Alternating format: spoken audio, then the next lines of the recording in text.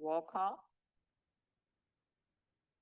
I don't have any announcements except you did get notification of some upcoming groundbreakings and open house, and I would add one to remind you that at July 31, Wings is the old Settlers Bank, the new Wings is having an open house party from 4 to 6, and they have invited the entire board and community to attend. And Alex sent some others to you today via email. So with that, I would move on to discussion items unless somebody else has an announcement. If not, I would start our presentation of the initial 2026 department budget updates. And we're going to start with Cornerstone. You get to be the very first one, Natalie. Yeah. I just remind the board that this is early presentations. And there's going to be more detail later on, but we don't have all information yet to give you the kind of detail you might think you want in a budget. Yes. Yes, go ahead, Natalie. Hello, everyone. Good to see you all. And how do I run this mouse? Do I just click next? Oh, cool. Oh, very good. Okay. So yes, I have a few slides here to present to you today. Feel free to ask me questions. I'm going to look back at 2024. I'm going to give you some updates on some of the major projects we've been working on, and then I'm going to look forward to 2026. That's our new awning, if you see that picture. So just a reminder for kind of some of the broad topics and areas that we do at the community center. We do a lot of education, support groups, a lot of education with, we have exercise classes, and we help with scams. Just a lot of different opportunities for people to prevent isolation.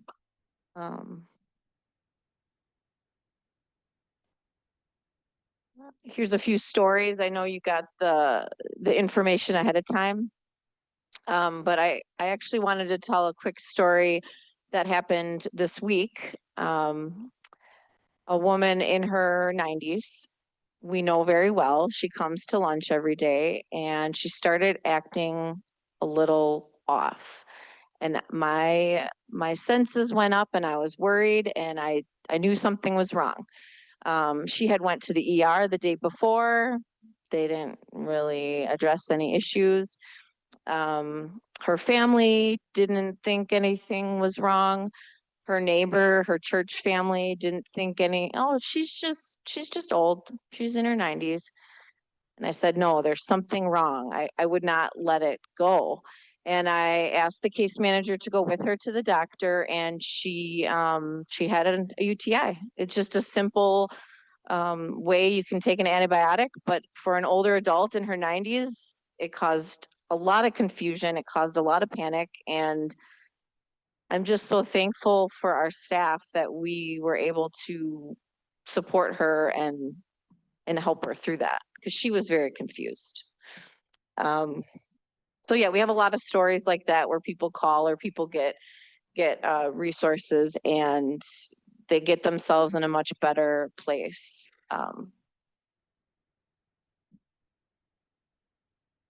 So in 2024, we started a new collaboration with the school district. We have an art wall that rotates every month.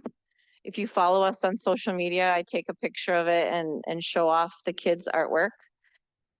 I put some statistics here. We have 152 unique volunteers from last year. So they do a lot of help with our nutrition program. They help with a lot of events. Over 1,000 people in the communities visited us. and we delivered 243 people received a meal. At the bottom there, I showed how much interest we got, which was really, really helpful. And Dane County was about 18% of our total revenue. In a few slides, I'll highlight some of our revenue sources. So as you're probably aware, Highway V is getting renovated, and along with that, we're working on our outdoor area. We are working on an exercise area, a new driveway, just a lot of outdoor, like a pavilion type area, so that we have some outdoor space. And all of this is funding through our nonprofit where we get all of our donations. The legal structure. So over the last couple years, we've been working on being an independent entity organization. So far we have our EIN number, and we have confirmation from the IRS that we are a nonprofit. I'm still waiting on Social Security. Behind the scenes, I've been working on benefits and paperwork and just getting ready for when I have the green light. Working on policies, working on all of the administrative work that goes along with changing our official business. And this is the revenue slide I was mentioning. So over the last few years, we've been trying out different ways to get some profits from Brat Bus, 4th of July bingo. We work at the Quick Trip Athletic Complex. We have a hallway sale. So we've just been adding a lot of different ways we can try to generate income so that we can diversify a little bit. I think, as you all know, the world is we're unsure of what's going to happen with Dane County, and what United Way goes down every year. So just trying to find new ways to help our cause. Okay, so looking forward to next year, the commission approved a 3 to 5% increase for staff. Staff time went down slightly. I'm using a little bit more volunteer time at the front, at the welcome desk. I'm anticipating with a new organization needing to add human resources, adding payroll, all that goes along with being independent of, adding workman's comp. Right now we're with a municipality, so we're not on our own. I continue to apply for grants and try to find ways to be creative to help stretch every dollar that we have.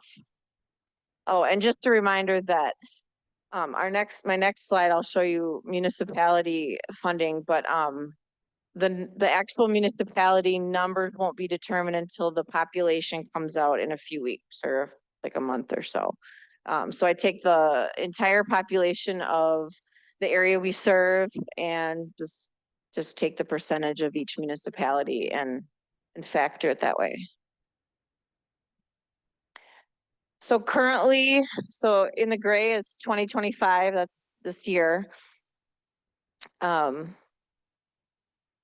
total is 611,000, and then the commission, the Cornerstone Community Center has asked for a 7% increase. Below there, I show some of the areas that we discussed on why they came to that conclusion. So a lot of it has to do with the restructure and the new organization. Also, we talked a lot about this year in our audit, we came up with a net negative, continuing to budget for building repairs, continuing to just manage utility increases and just general increases. And then on the right, I just highlight a few things I've already mentioned, ways that we're we're looking at saving money. We anticipate saving on legal costs eventually once we have everything said and done. And continue to fundraise and look for ways to increase our revenue.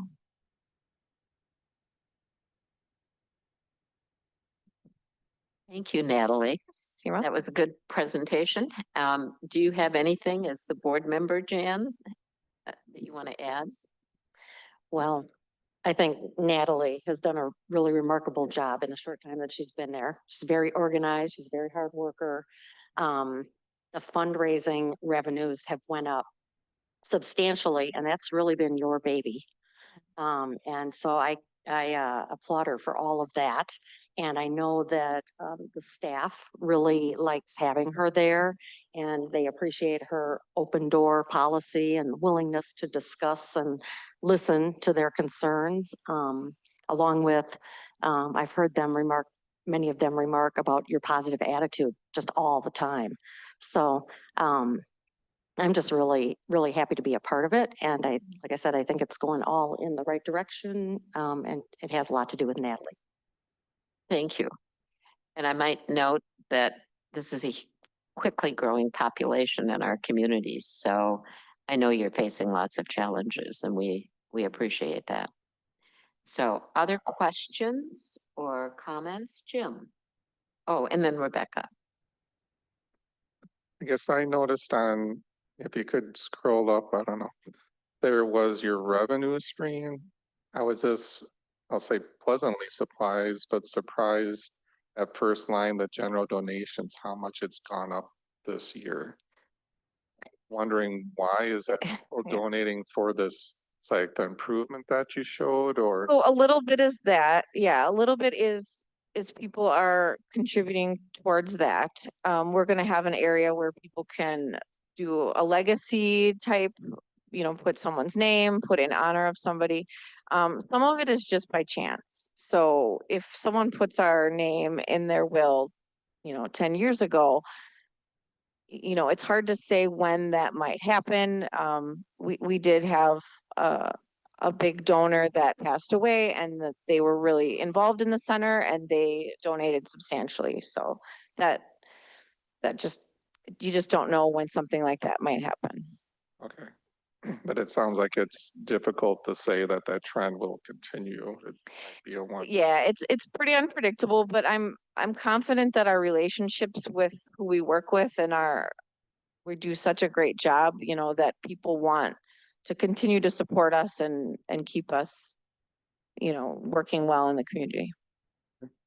Thank you. My second question, sorry, was I see you're wanting to add HR and payroll, and then you have $5,000. I'm just wondering how you account for that. Is that more of, say, contracting then? Yeah. So right now we're under the Village of Windsor.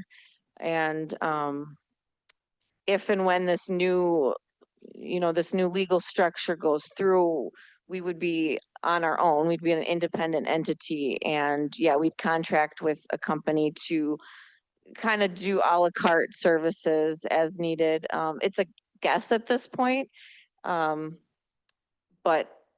I had to make some kind of guess, so. Thank you. Rebecca.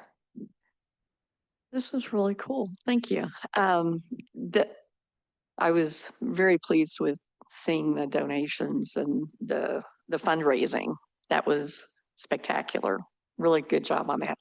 My one question is related to, can you kind of give us an understanding of how many, let's just say seniors or disabled folks that you're serving and how that has increased, stayed about the same or what over the past year or two? And what you foresee? So when it comes to case management, those are the people that we work more one-on-one with. We work more with the families. We do home visits. The types of interactions have changed. So it used to be, it would be a couple aging in their home and they'd have some questions.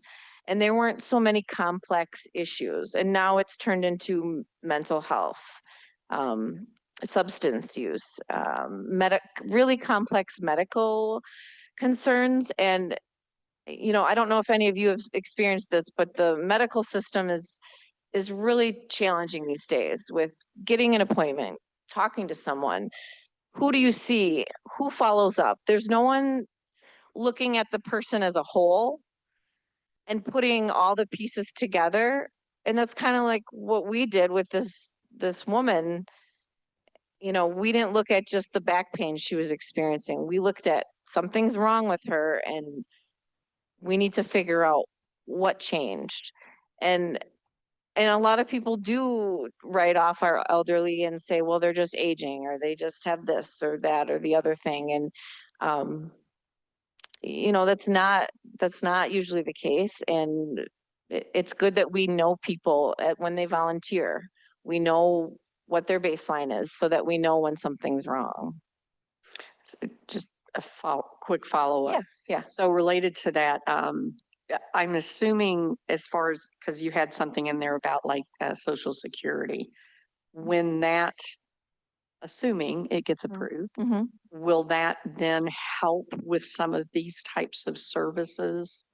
Or is that something totally different? That's totally different. So that is for our organization. Okay. So, right.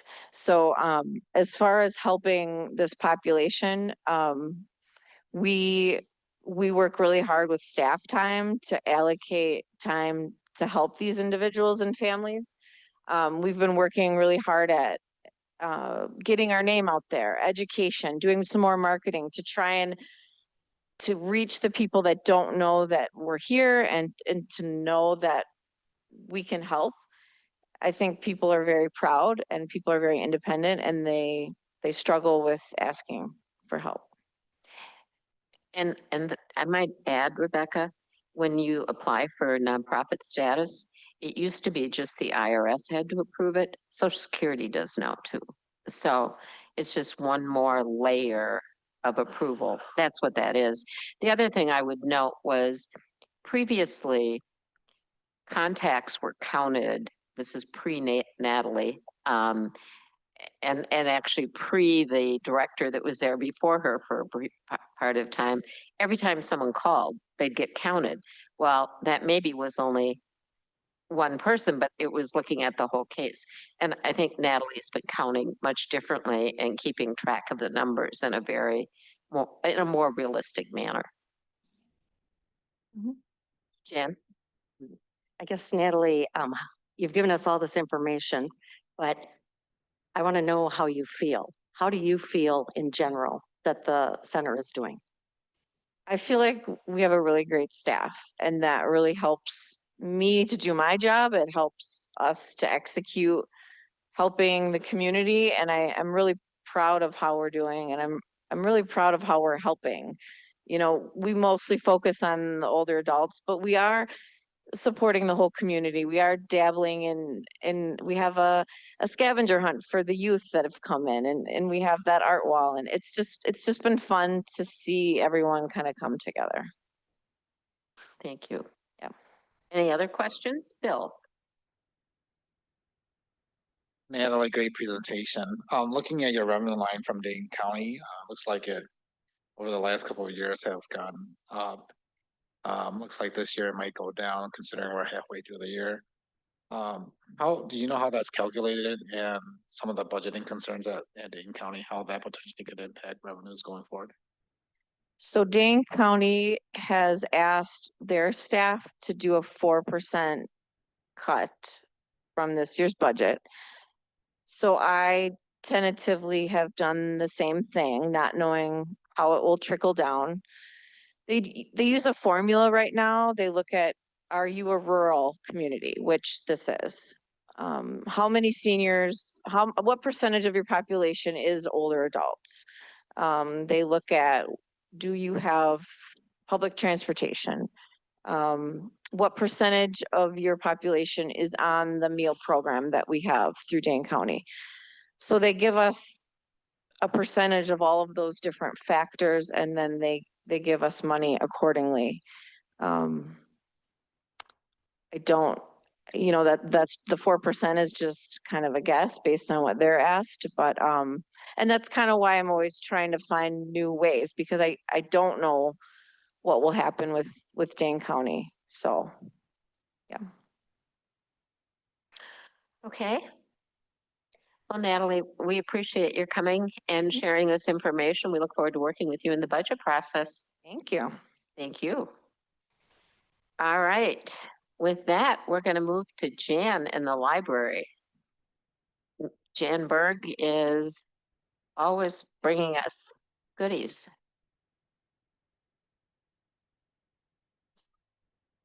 Yeah.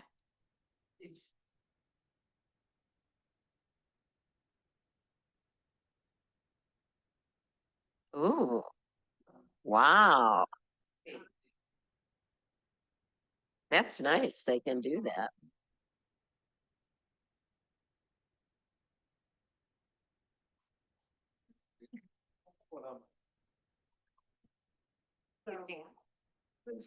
Thanks. Our laser engraver, use, wood that had been donated.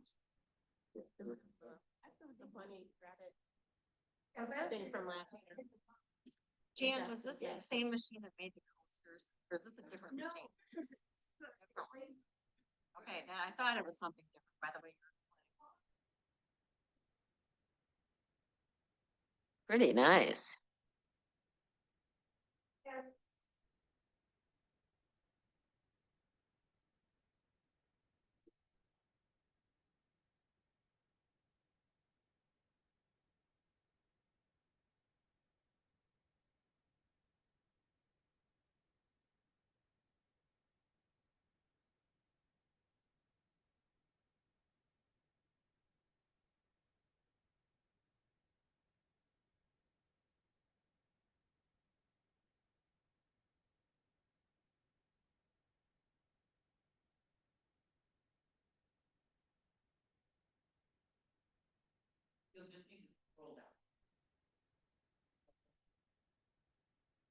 So it's green. Okay. Green means go. All right. Okay. Um, so I was told to keep this short, and last year we had a number of slides that I took out. I still thought I'd give you an overview, and with new numbers for this year, we've got a lot of things going on at the library. As you can see, we've been the best of DeForest for the last 3 years. So 2024 is a new win for us for the best place for kids. Let's see. If you recall from last year, and I'm not sure you do because we were founded in 1964. We have about 35,000 square feet. We're a member of South Central Library System, which has 54 other libraries. And our building opened in 2002. We provide, let's see, we have 9 full-time staff, 13 part-time staff, and 30 plus volunteers. We have over 9,000 card holders. And last year we had 111,917 visitors, as best as we could count. So we provide access 7 days a week, almost the whole year, but 359 days a year because we're open 7 days a week. So we have free Wi-Fi and lots of programs. There's usually a notary on call, not always, but we have a number of notaries. We provide scanning, printing, and faxing. And we have a lot of things that can be checked out. It's just a list here. Same list as last year to some extent. And those are the little 3D printed things you got last year, the bunny, it's a bunny, it's a duck. We keep adding to our collection, so we have more games and we have more kits that go out. Cake pans, they come and they go. I mean, they come in trends. Oh, I don't know, Bluey would be very popular, but we don't have them. But We have a Lefse baking machine, which I know works because I made Lefse for the National Library Week open house and it worked really good. We have a car scanner that, you know, if you have a trouble light on your dashboard, you can plug this in and it'll tell you, give you a code that'll tell you basically what's going on. And that we got because a library board member's son was looking for that kind of device. And he said, well, does the library have one? And Pete said, well, does the library have one? I said, no, but we can get one. So now we have one. We also have a pet microchip scanner because that came up in a conversation. And actually, somebody had found a cat and they did scan it and they found the owner. So that it works. We do mentioning here laser engraver, yes, and that's some of the product. It's in our workshop, so that eventually it'll be available for the public to use. Right now, like I said, our staff has to get comfortable with using it. It took us a while to get one. There'd been interest from the public for a few years. The problem is, how do you how do you vent it? Because it creates a little bit of exhaust that you need to control. And now there's a inline sort of device that will purify the air so that you can use it in that kind of situation. And a fire suppression thing too, so that it'll just immediately put out any, if things catch fire, because it is a laser. And we have umbrellas that you can check out. If it's raining really hard, we'll check out an umbrella to you. Or if it's really hot out and a lot of sun, we don't have any shade on our patio, so we can let people check out umbrellas and be under an umbrella instead of toasting. There were a lot of people toasting on the patio. We had that spin art bike that we borrowed from the village. And I had lots of kids there today.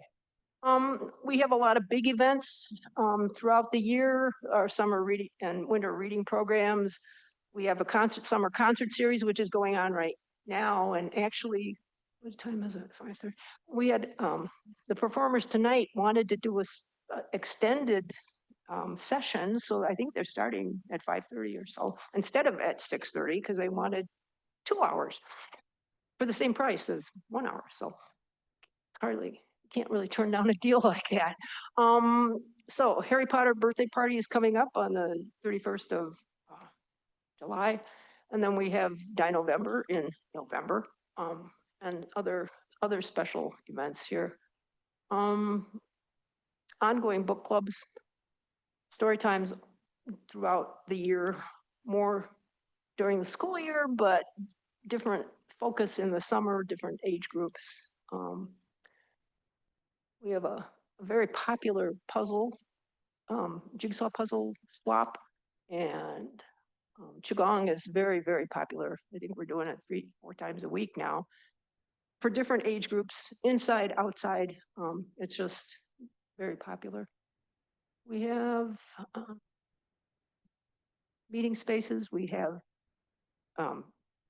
presenters, we have performers, we have we do painting, we have the maker space. And this is just some of the numbers. We report annually to the Department of Public Instruction. And so we have to count all of this. So we had 30,518 people attend 1,028 programs. We have these self-directed activities in the library that they can do themselves, but we can count them. We have guest performers and presenters that are paid for through donations and sponsorships. Those are not coming out of the village budget.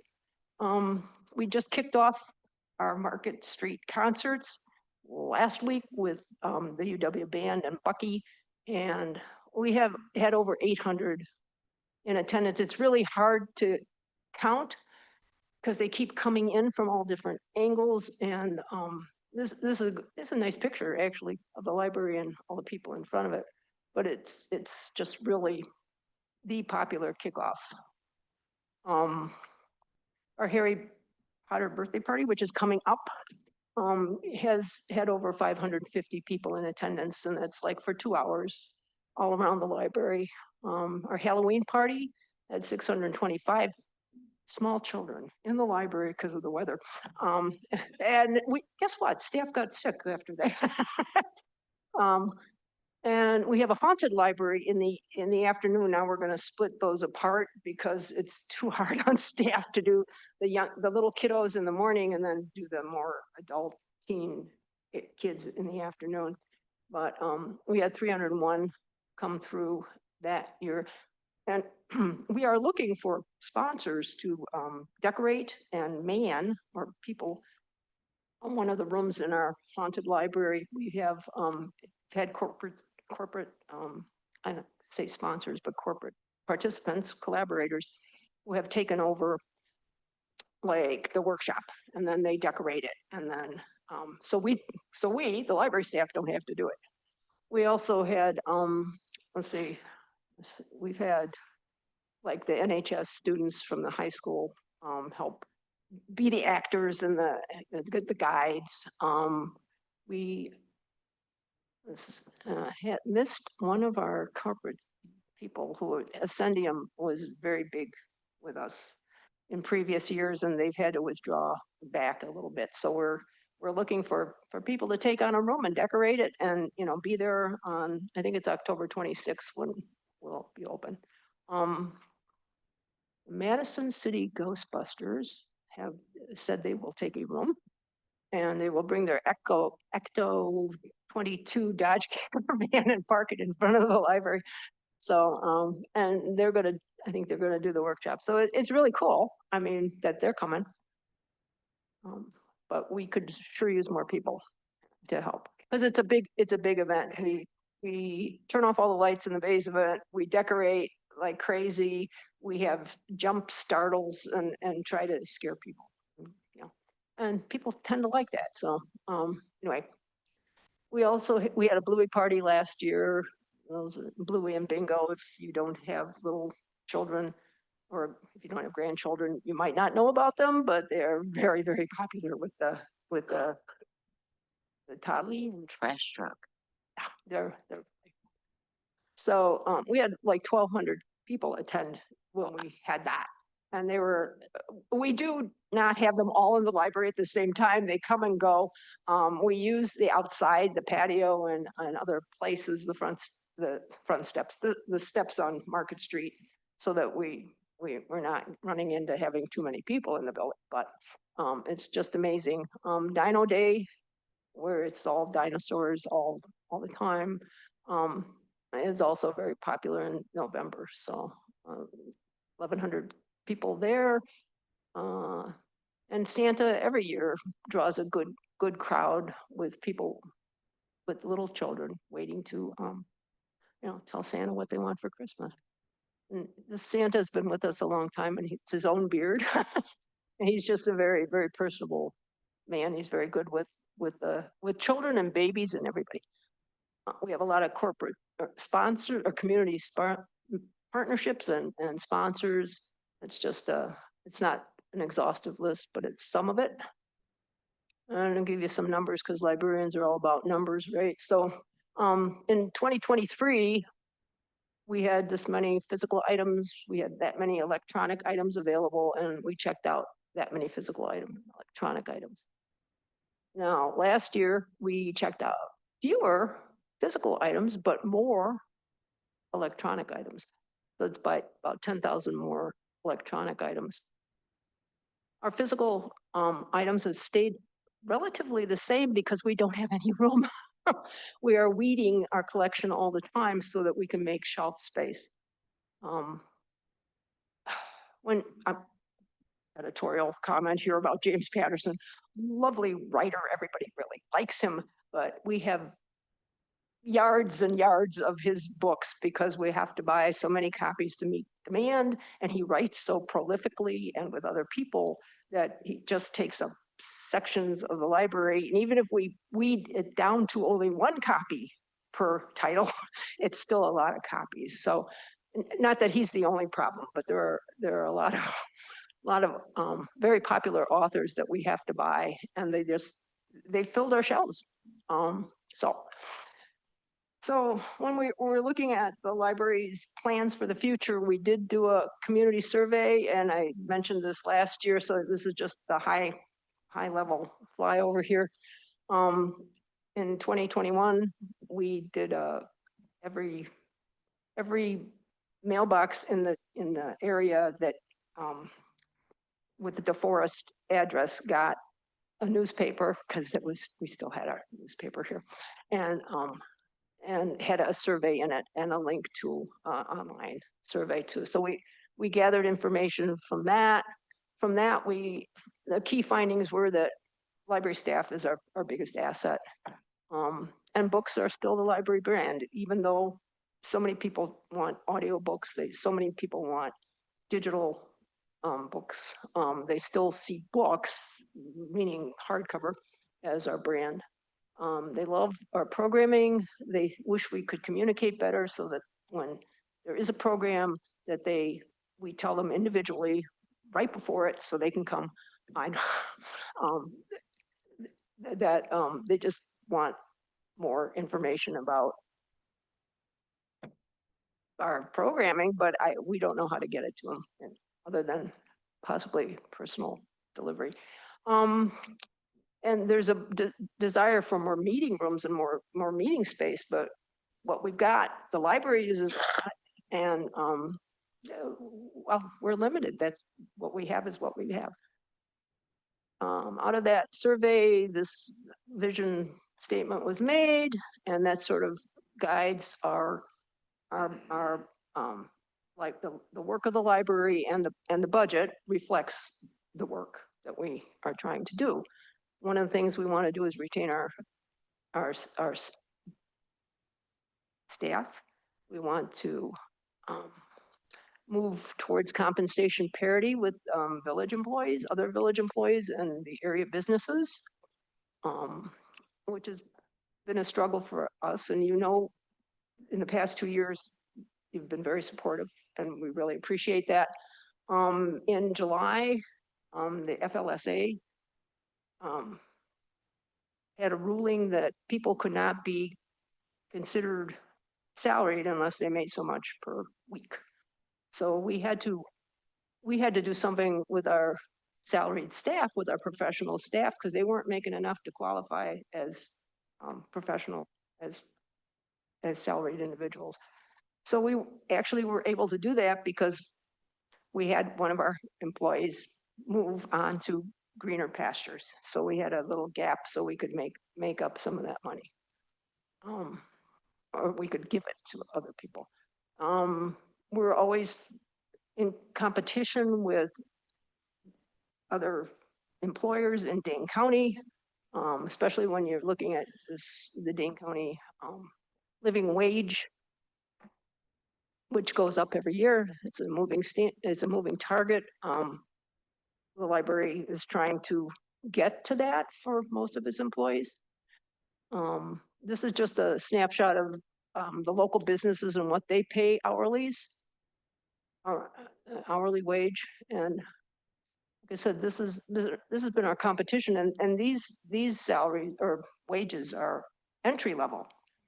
And what I've got are very highly qualified staff who's been with us for a long time, and some of them, and they've just started to make what entry level people are making at other places. So it's hard to retain people when they can say, well, I can go work for Quick Trip, or I can go, work at McDonald's. It's not as nice as a library, but the nice thing is that most people who work in libraries aren't motivated by that, so it's good. You probably can't read this, and it's just a couple of hiring stories, because we had our makerspace librarian who, wonderful person, had a bachelor's, no, what did she have? Mechanical engineering degree, biomechanical engineering degree, but was willing to work with us for a couple of years, a year and a half. Very, very good at working with the equipment in the workshop, knew how to run a CNC machine, and very personable.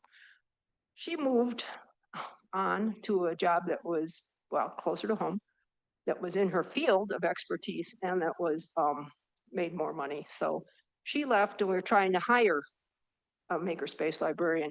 And these are two people who applied.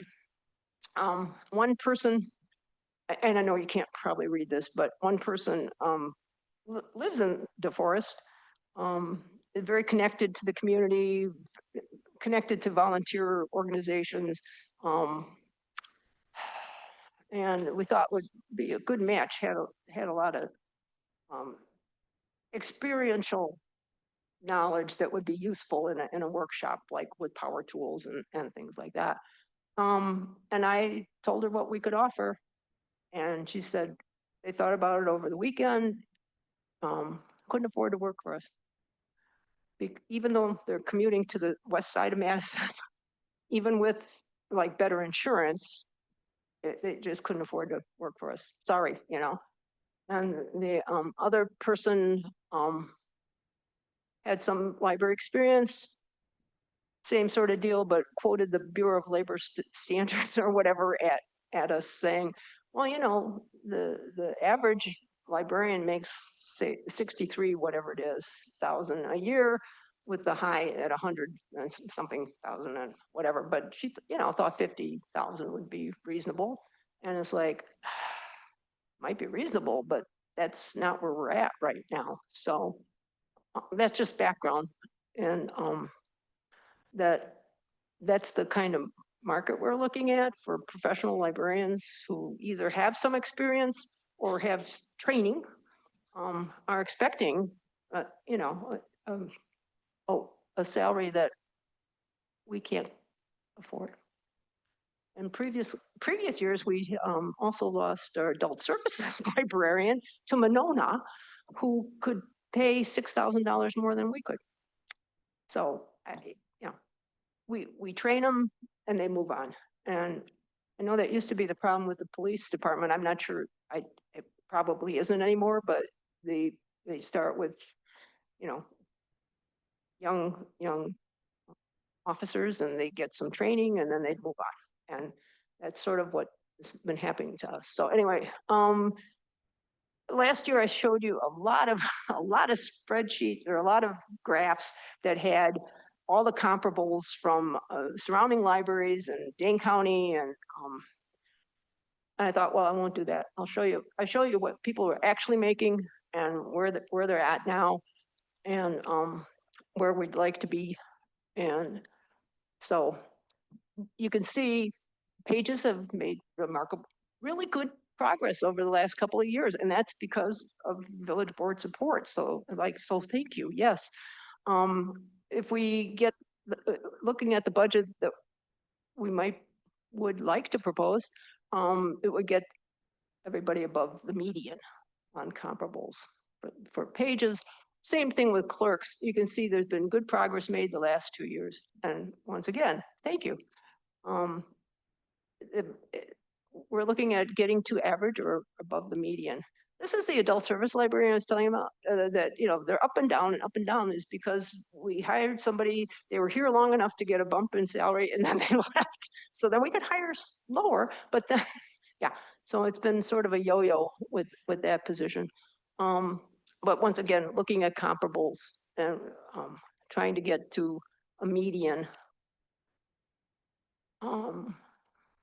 Children's services librarian, we're actually doing pretty good, but not great, but once again, slow increase. Circulation services librarian, same deal. I mean, like I said, the last 2 years have been really, really good, and that's because of the support the village board has given us. Technical services a little up and down too, because we had a long-term employee, they left, we got somebody else, but same with teen services. All we're trying to do is close gaps and get to the median and the average on those. So we still need to provide access to the internet and our databases, which is our technology budget. And I actually have a pretty good fix on what that number will be. One of our challenges is that we have very popular, I shall call streaming services that are pay per use. And it's very hard to figure out what people are, how much it's going to be. So we try to, we've tried to regulate how many checkouts people can have, the price of the checkouts they can be.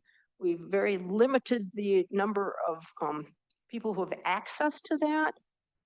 And managed to continue to provide audio books, electronic books and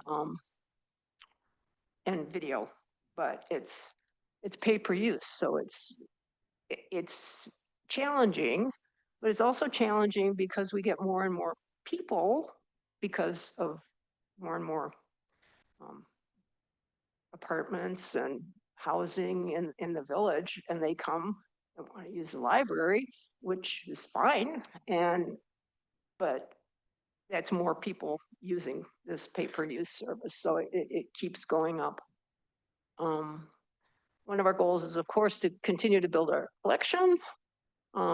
Price of books doesn't go down, and they've started adding freight charges too, but that's been fairly stable.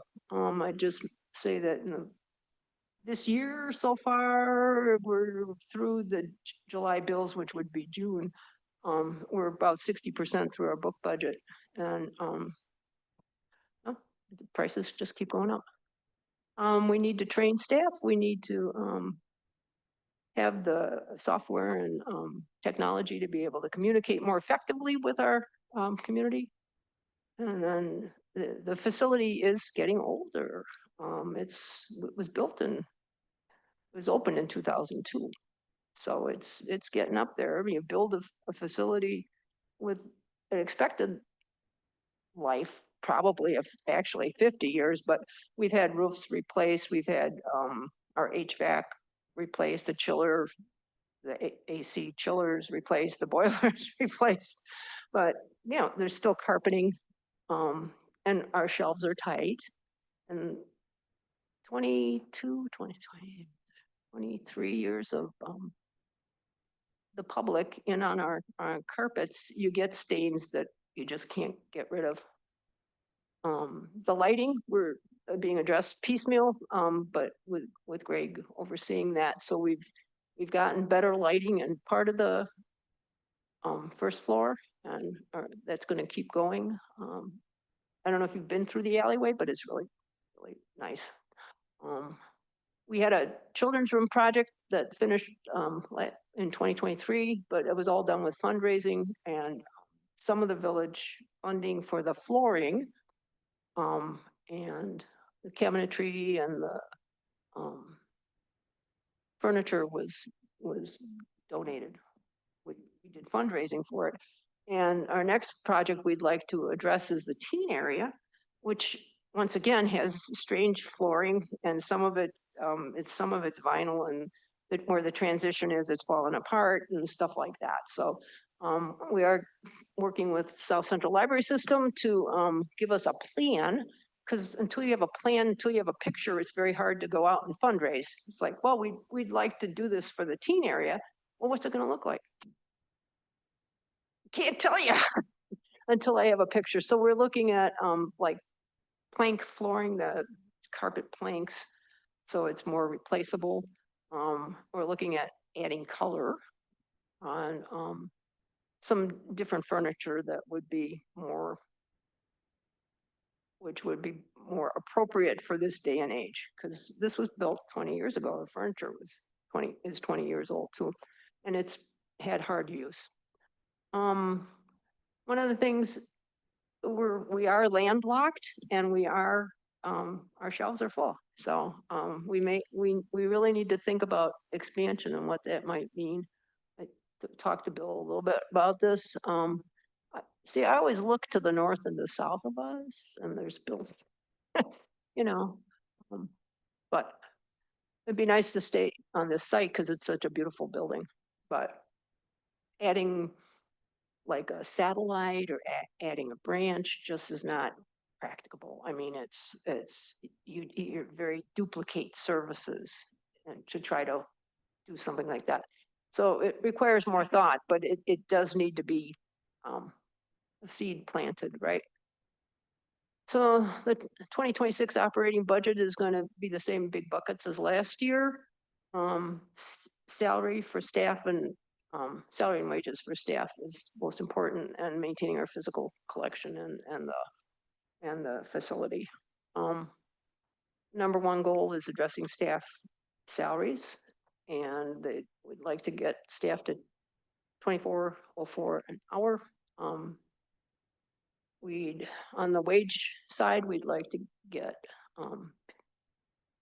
clerks to 21, let's say, what is it, 20, 22, and 14 for our hourly clerks, 22 for our long-term clerks who've been here for like ever, and have lots of experience and have been very loyal. And there's only 2 of them. So, I mean, the total hours for those people is not that much. And then get our pages to 14, because we're competing with entry-level McDonald's. We're competing with entry-level Quick Trip and stuff. So, yeah, so those things. This is a vague budget of what the 2026 budget might look like. Most of it would go to staffing, and staffing includes the benefits and as well as the salary and wages.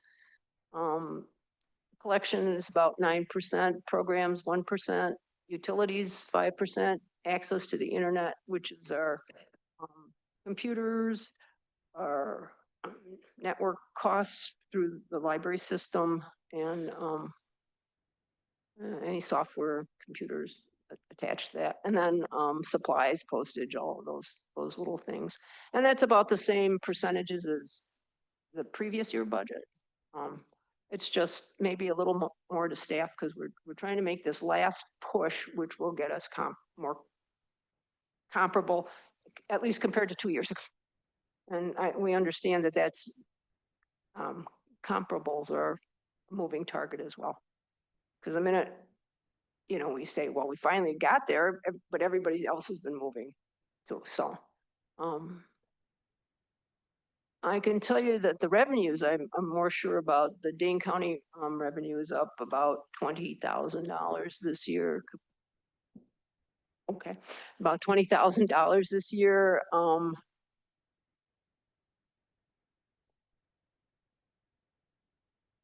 The other, we get reimbursed from Dane County for serving patrons that don't have a library who live in Dane County and use our library. So Town of Windsor and surrounding towns, Town of Burke, Town of Westport, those people, if they come and use our library, we get reimbursed for them on a cost per circ base.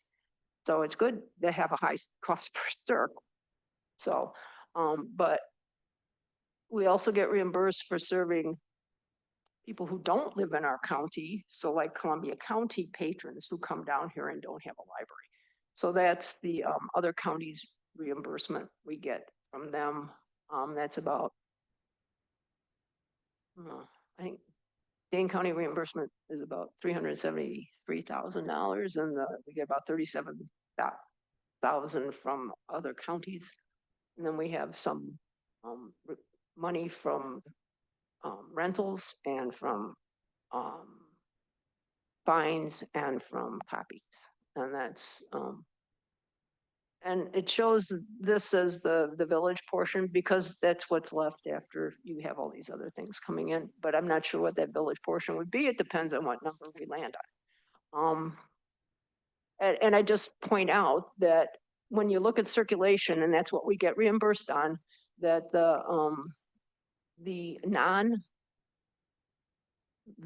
users, which is about 30, I can't read it from here, 34%, 33%. That is actually that matches our circulation very closely to what they actually check out. So it is very fair to that extent. And we do get a facility reimbursement also based on the idea that they know there's wear and tear on our facility because these non-resident users are using it. So it does seem to be fairly match actual use. So that's that. I think I showed you this last year, but it's just a little scatter diagram of where people use our library from there. Mostly DeForest, mostly Windsor, but there's a scatter around. And some of it's because people work here and it's more convenient to pick up materials here and check out stuff. And we get reimbursed for that. So, if people live on the near east side, we get more traffic from them, but that's just that. We do have a website. We do have a newsletter you can subscribe to. We do have LinkCat as a mobile app, which you can use to search our collection. And we do have Facebook, Instagram, X, and YouTube station. So we try to communicate. And just as a reminder, it's still our 60th anniversary year, so you can celebrate any way you'd like, because it's a nice mark to get to. So that's it. Well, that was a lot of information. I'm going to ask if there are any brief questions for Jan. We know you'll be back talking with us as things get more specific. So are there any unanswered questions? If not, Jan, thank you. That was a lot of good information. Well, I appreciate you listening, because I know I went on, and I can talk about the library for a very long time, but I think I have to go help with the concert now. So, good evening, and thank you for your attention. All right, thank you for being here. We are going to continue with our agenda and very quickly run through updates if there are any that are essential, and then we'll take a 5-minute break and come back and start our regular board meeting. So I would ask Bill, do you have anything? Yeah, just a quick update for you. So in regards to the violations over at Churchill Condos related to grading and stormwater, we have reached a stipulation there, and so that construction or the corrections to that site will be and should be completed by August 31st. We've been in contact with the condo owners and are working with them through this process too. Okay. Finance, Carol? Okay. Jim? Police Department. Yep, just a couple of real quick things. 4th of July went really, really well for the PD. I think it's, and go Gordon Graham and say if it's predictable, preventable. I really want to thank Judd and Greg and Chief Lefebvre for all their help and kind of the public safety side for the parade and every other part of the event, blocking off Stevenson, and just kind of looking forward to how we can best keep the community safe. I think it worked really, really well. I think we had 0 arrests, a couple citations, but nothing really of significance to report from that. And then just as a more of a heads up piece, last week, Friday, Sergeant Chris Payne and Officer Miguel Baldovino attended the funeral for fallen Milwaukee police officer Kendall Corder. I thought it was important that they went and honored his sacrifice and service. I was unfortunately out of a vacation out of town and unable to attend, but they went. Having neither of them had been to a funeral of that magnitude before, and both were kind of in awe. So I think it was a very good event for them to attend. Unfortunately, a somber event to attend, but for them it was good. They represented our department and village very well. So that's it. Thank you. Public Services, Judd? Yep, Highway 51, Pepsi Way, Williamsburg Way will open July 28th with lights. So the signals will be up and operational, knock on wood, all things go smooth. Highway V starts tomorrow. They'll be pulling the surface off, and it'll be a hard closure at Main Street right by the Cornerstone. We're keeping that intersection open so folks can get to the Cornerstone, but they're going to have hard detours because it'll be a hard close there at the Cornerstone and then back east of the railroad tracks, because that's the first section we'll be starting on that process. So it will be open for local traffic. Local traffic doesn't mean I live in the forest, I get to go there. Local traffic means you live within the construction zone or you have to get to a business in the construction zone. So please spread the word to folks. The less traffic, we have through there, the faster it'll go and the easier it'll be for everybody. So that's what I have. Okay.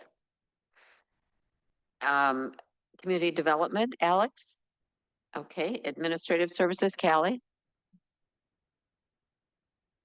Quick update, I did receive the petition for recall. It was received on July 9th. It starts the 31-day time frame for me to deem the petition sufficient or insufficient, meaning that deadline is August 9th.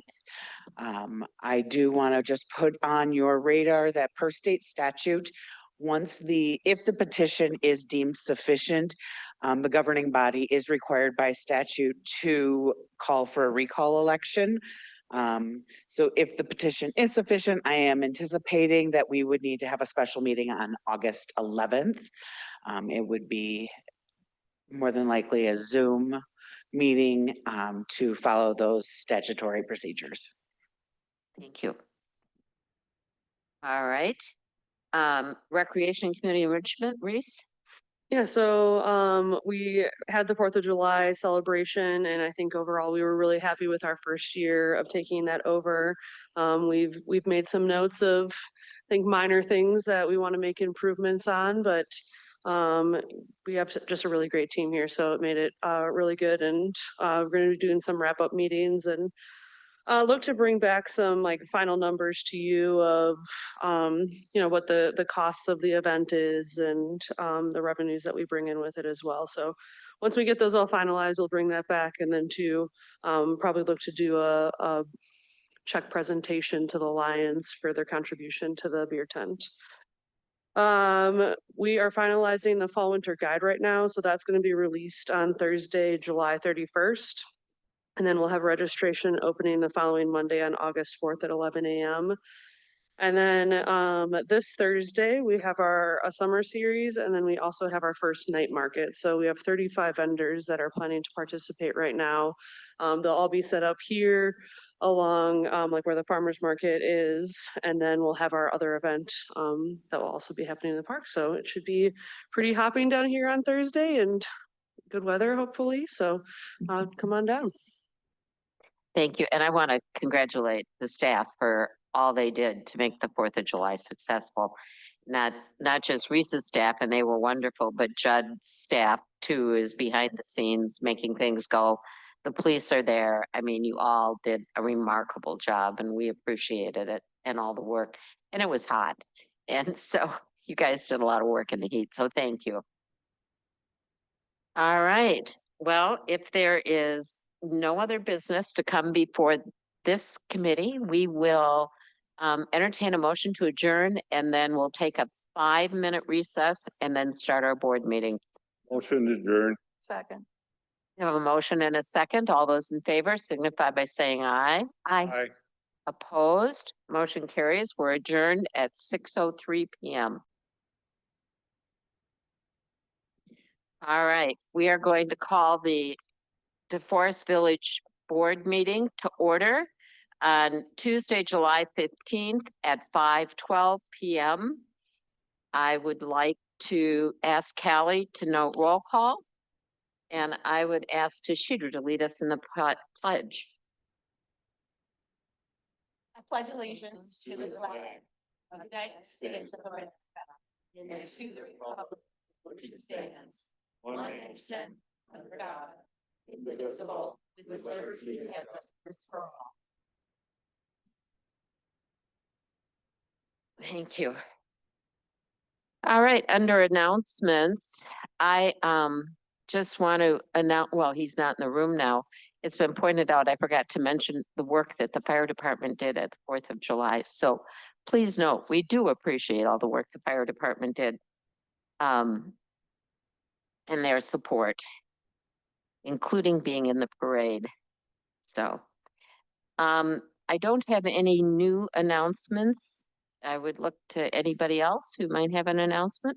So if not, I would move to the consent agenda and would ask, is there anything anybody needs separated out?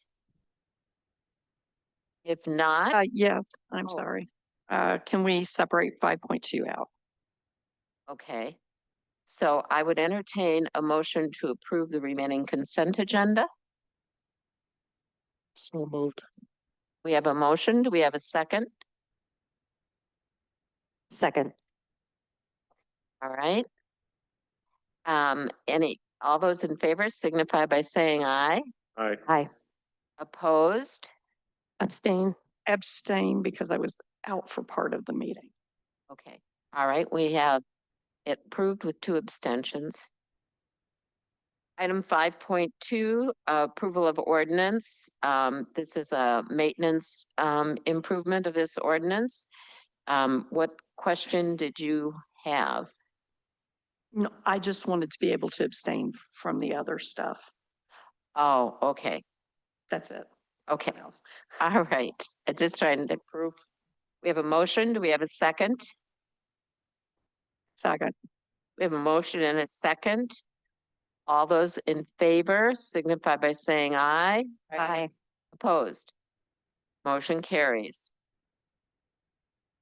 Who made the motion on that? Colleen, Colleen. okay, that's what I had, just double checking. Thanks. All right. Do you have any public appearances tonight? Okay. Then we will move on to presentations.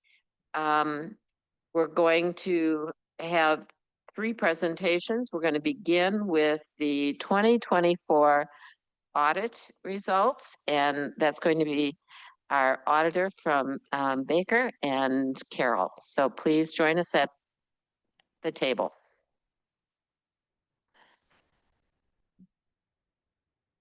You want to pull that real close. Gotcha. Can you hear me okay? Yep. Carol, you don't want to join me, did they say? Oh, no, no, it's fine. I thought you were. Oh, you're good. So good evening. Thanks for having me. I'm Justin Hoagland. I'm a principal with Baker Tilly, and I oversee the village's financial audit. We do have a separate audit team that does your utilities. They specialize in that, you know, your water, your sewer. But I'll also hit on kind of the financial highlights of those funds tonight as well. But we did issue your 2024 reports back on July 2nd. So after that, we always like to come give a brief presentation, go over the reports that we issued, some of the financial highlights, and then see if you have any questions for me as well. So feel free to stop me at any time if you do have questions. But first, just wanted to thank everyone that we work with at the village, you know, Bill, Carol, Alex at the CDA, their teams. You know, the audit always goes really, really smooth. Very responsive to all of our questions, everything like that. So again, we thank them. And one reason it's so smooth is that we hardly have any audit entries, you know, things that we come in and have to change. I think there are only a couple this year. That is really outstanding. I would say on average, we probably see 15 to 20 audit entries at, you know, other municipalities. So again, only having a couple is really, really good, especially with everything going on and all the activity that goes on at the village here. So, and you know, one thing I always like to highlight with that is why is that important? You know, those budget to actual reports that you get, you know, monthly, you can really rely on that information, right? You're using them to make decisions, and you can kind of rely that those are, you know, good and accurate numbers, because we're not having to do a bunch of bookkeeping adjustments during the audit. So, but to kind of go over the reports that we issue, the first one I did want to talk about, it looks like this, should be part of the agenda. It's called the Reporting and Insights from the 2024 Audit. So this has a bunch of different information in it, a lot of required communication that we need to give those charged with governance. So it'll have things like any internal control deficiencies that we note. There really aren't any. The village does have very good internal controls. It'll have any, you know, recommendations. It'll have my info in there if you ever need to get hold of me. You know, we're required to say if there's any material entries, so those would be in there, stuff like that, right? The one page that I always like to point out is it's page 12. Looks like this. It's titled Village Board Resources. And so there is a link to a Baker Tilly website on there. Oh, thank you. Who's ever controlling that? And you can click on that link. It goes to a website that kind of lists any, regulatory updates, kind of the industry trends that are happening in the government. That, it's updated pretty frequently, really. So really some valuable resources for, again, those charged with governance. Kind of the three big kind of trends that we're seeing lately are kind of listed under that link. The first one being the funding evaluation and pursuit. We always like to remind our clients that there is, federal and state grants and other incentives out there. Make sure you're kind of going after those. The village does do a good job with that already. But again, with the current administration, I would say, if anything, they're signaling less federal grants that will be coming. So again, just making sure you're kind of thinking of that as far as budgeting and everything like that. So the next one, digital transformation, right? That's pretty much big in every industry, implementing technology to help streamline inefficient processes, making, digital access to the public and everything like that is always a hot topic right now, AI. And kind of with that, the last one we have on that page is cybersecurity. Again, becoming increasingly important. There have been multiple Wisconsin municipalities that have had their data hacked, stolen, and held for ransom this year. So it really is an important issue to make sure, you have your kind of protective measures in place for that. So, feel free if the village ever feels like they want to learn more about these. We do have experts at Baker Tilly that specialize in helping municipalities with these. Free phone call if you ever want to learn about what more should we be doing. But again, I would say overall, the village does do a very good job already in these aspects. Next, just going to talk about the financial statements themselves. The one thing I like to point out is our opinion on your financial statements. That would be Roman numerals 1 through 3 of the financial statements. And so we do issue what's called an unmodified or a clean opinion on your financial statements, essentially attesting that your financial statements are, clean and presented fairly in all material aspects. Again, similar to what you've received probably for the last decades. So next, I'm going to go over what's on the screen here, these financial highlights.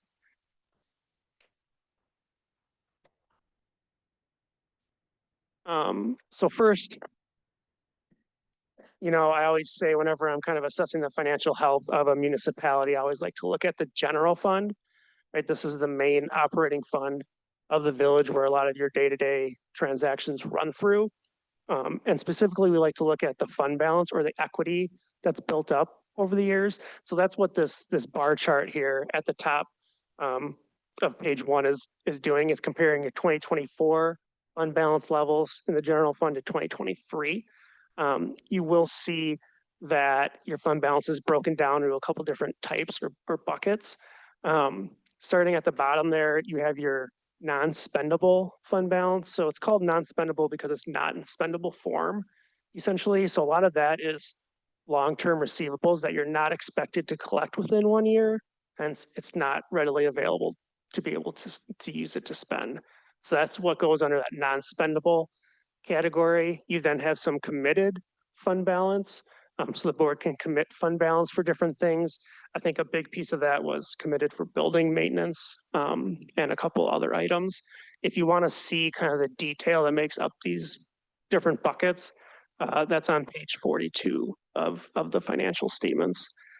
So you have that piece, and then you also have a little bit in assigned fund balance. So again, the village can assign money for different things. A lot of places will assign money for future capital projects that they know are going to happen. It's kind of setting aside or earmarking those funds for a future expense. You'll see, I think it was just 17,000 being assigned. I think that related to dental premiums. So again, not a lot in assigned, but then kind of what's left over is all that, the biggest one there, the unassigned fund balance, right? This doesn't have any restrictions on it, can be used at the village's discretion. So right under that, we have the summarized income statement. So this is a very high level overview, budget to actual of your general fund. So you'll see you budgeted essentially a balanced budget, revenues equaling expenditures. But the actual results for 2024 was you had a net income of $153,000. So again, did better than budget. You can kind of see here the variance column. You did about $1 million better than budget on your for as far as revenues.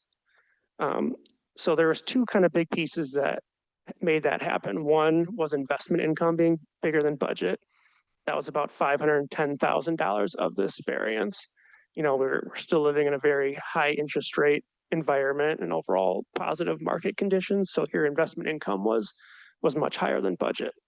Another big piece was building permits being higher than budget by about 220,000. So those were the big pieces that made up that $1 million variance there.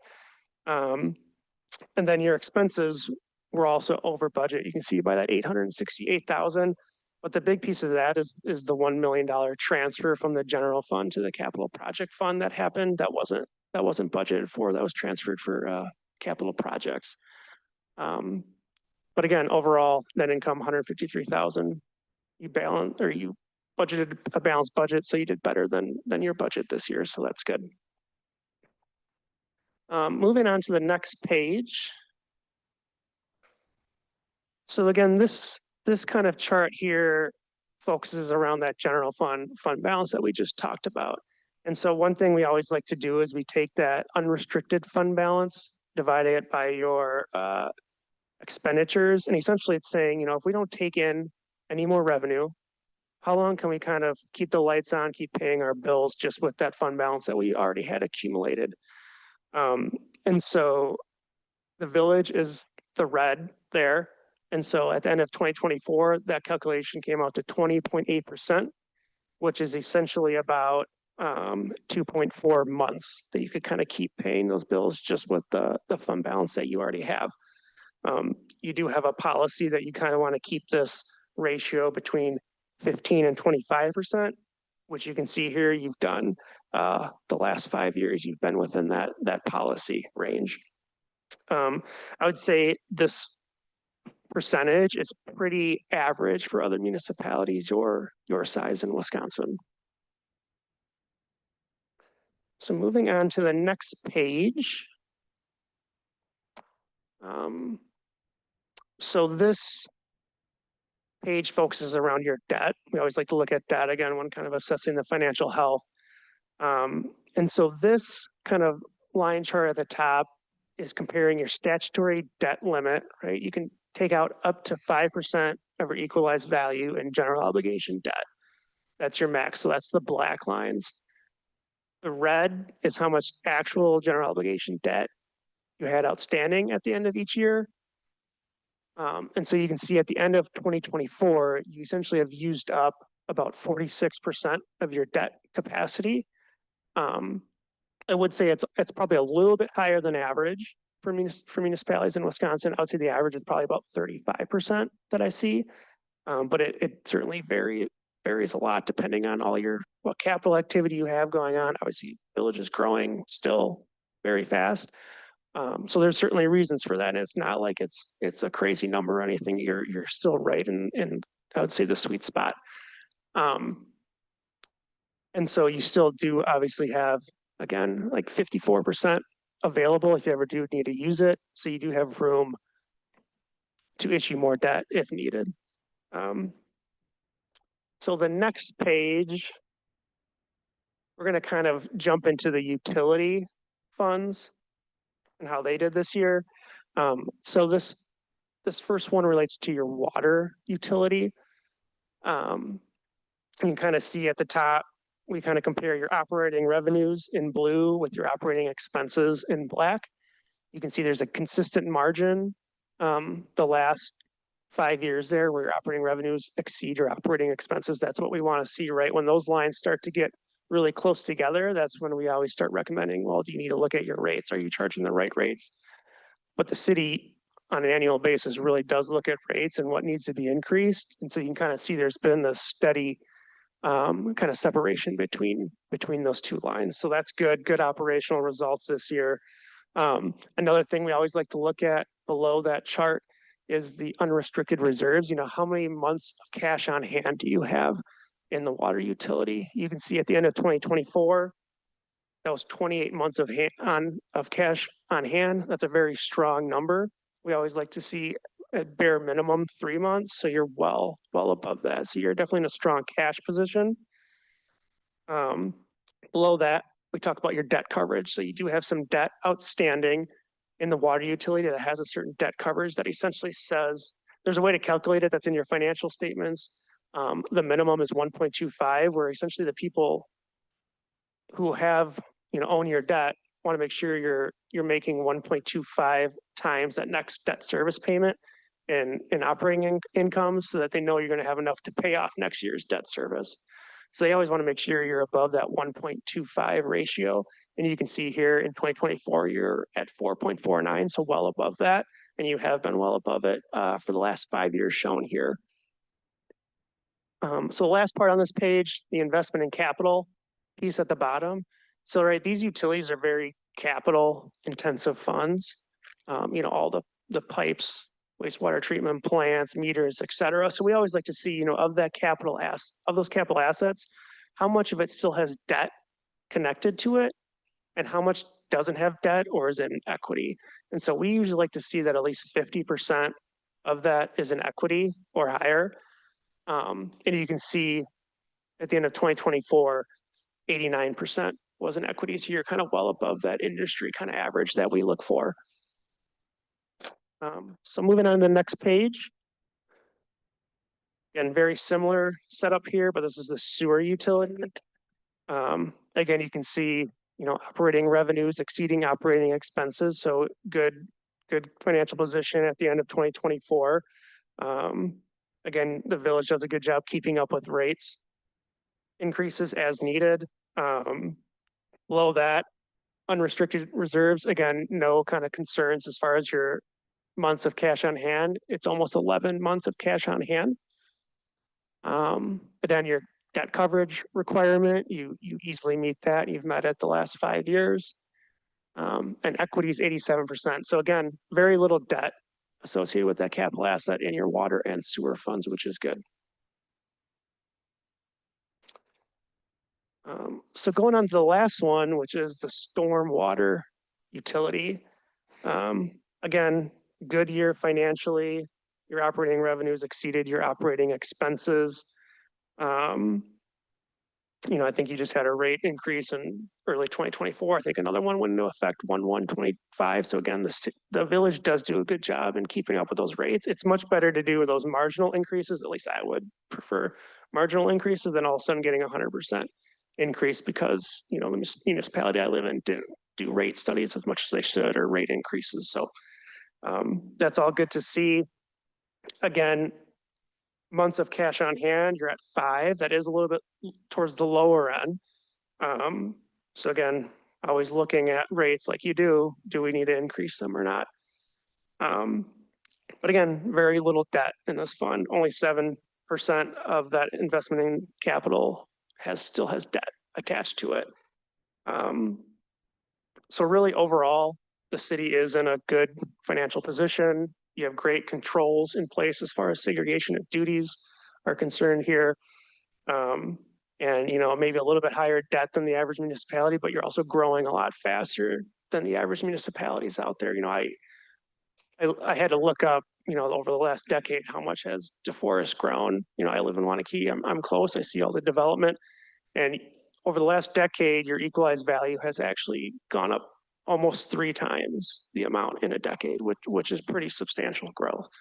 And we don't probably see that slowing down anytime soon. So all really good things. That's pretty much the highlights that I wanted to go over. Do you have any questions for me? Questions, or Carol, do you want to add anything? Okay, Rebecca?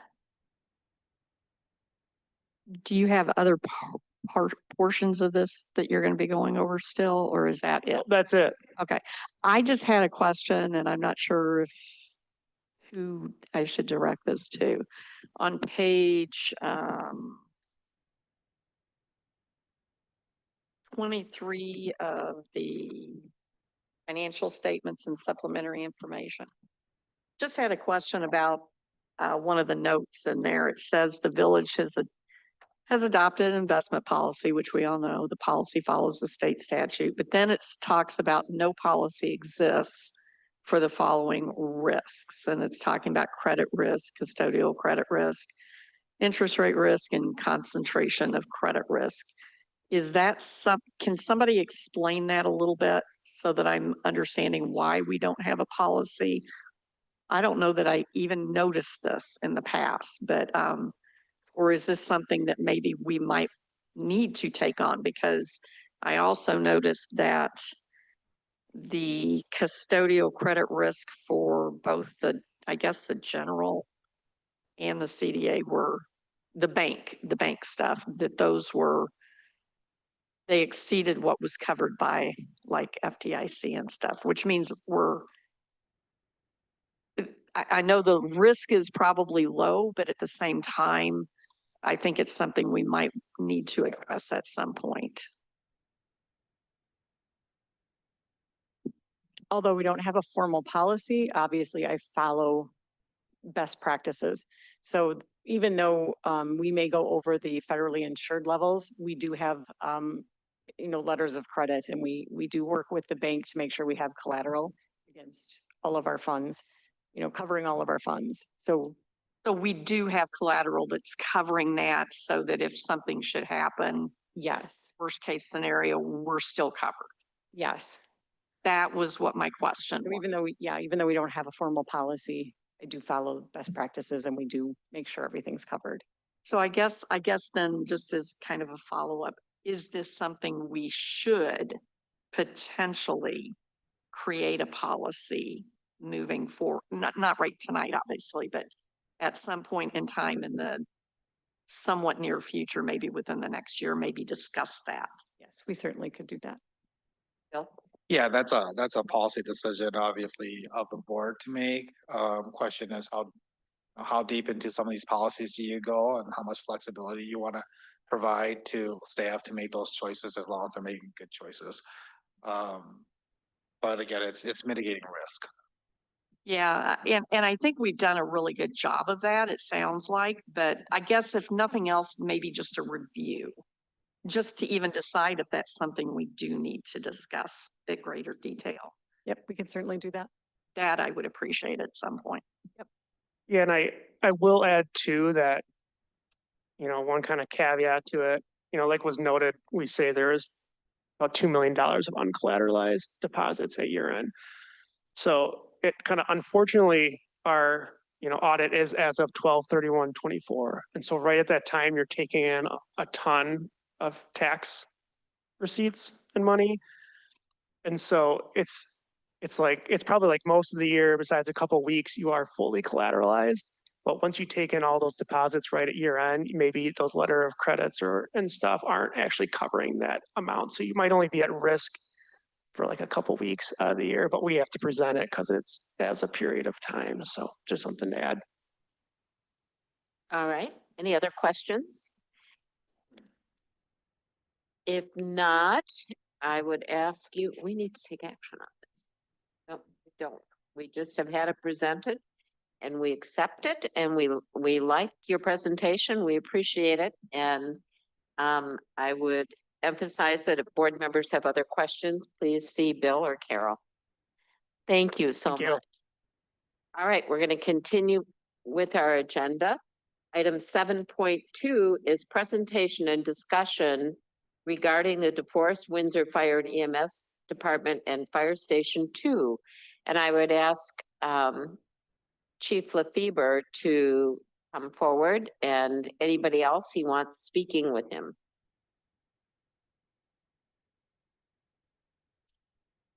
Come on down. We also have a couple of guests in our audience for this presentation.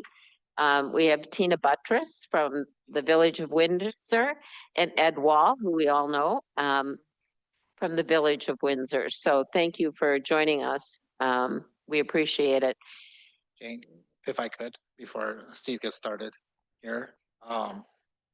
So pursuant to the agreement that we have with Windsor on the design for the fire station two, we're at that kind of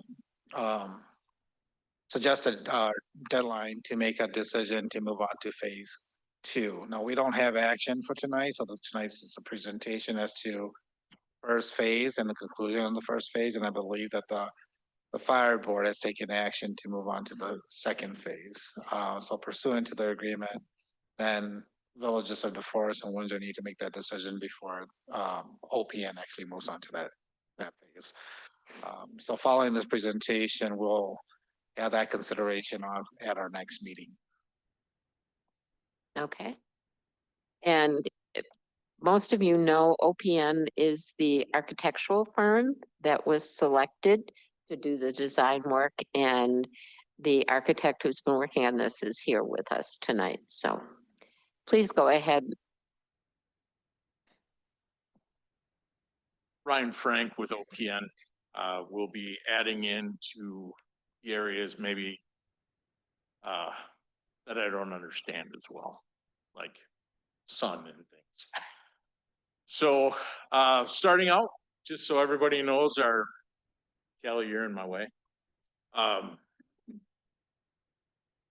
The project background we started addressing this, or at least coming up in our internal meetings in the early 2000s when the fire department was starting to recognize growth to the south.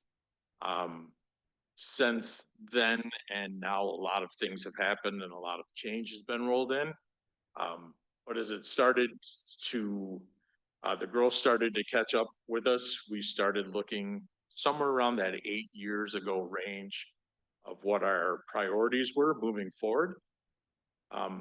And as of April of 21 is when both villages came into the agreement that we were going to remodel Station 1 to get sleeping quarters to allow improved staffing first, and then we were going to roll into looking at the satellite station. So in the meantime, myself and the team have spent the last 4 years or so involved in site research in both villages, different locations that were available, size of station, key components, building construction trends, IT, security, safety, call volume, growth trends, design partners. Believe it or not, we took, even Greg and myself took a trip to the Station Design Conference and sat in front of a lot of different design teams. So we were able to make an intelligent decision when we chose that partner, and then cost of construction. So I believe this board in the start of November of 24, the agreements were reached to start phase one. Shortly thereafter, OPN came on board and we began the process of kind of reviewing the project that we had. So the first timeline kind of went in roughly this timeline. This was the initial setup. We tweaked here and there, but for the most part, we started in that late March, early April, and we went all the way up until last week, the fire board approved. So when you see diagrams in here of core teams, operational team, mostly that involves the fire department staff with some help from a few partners from Windsor. Tina and Bob were involved, but they pretty much let us work the design components inside the station, how it fit on the property, whether one station or one story versus two. All those things were kind of reached in agreement with Windsor, but by the fire district for the most part. We start talking about what it looks like outside. That's where Windsor was a little more vocal. We started the process out. OPN came in and we did a goal setting and visioning process to begin with.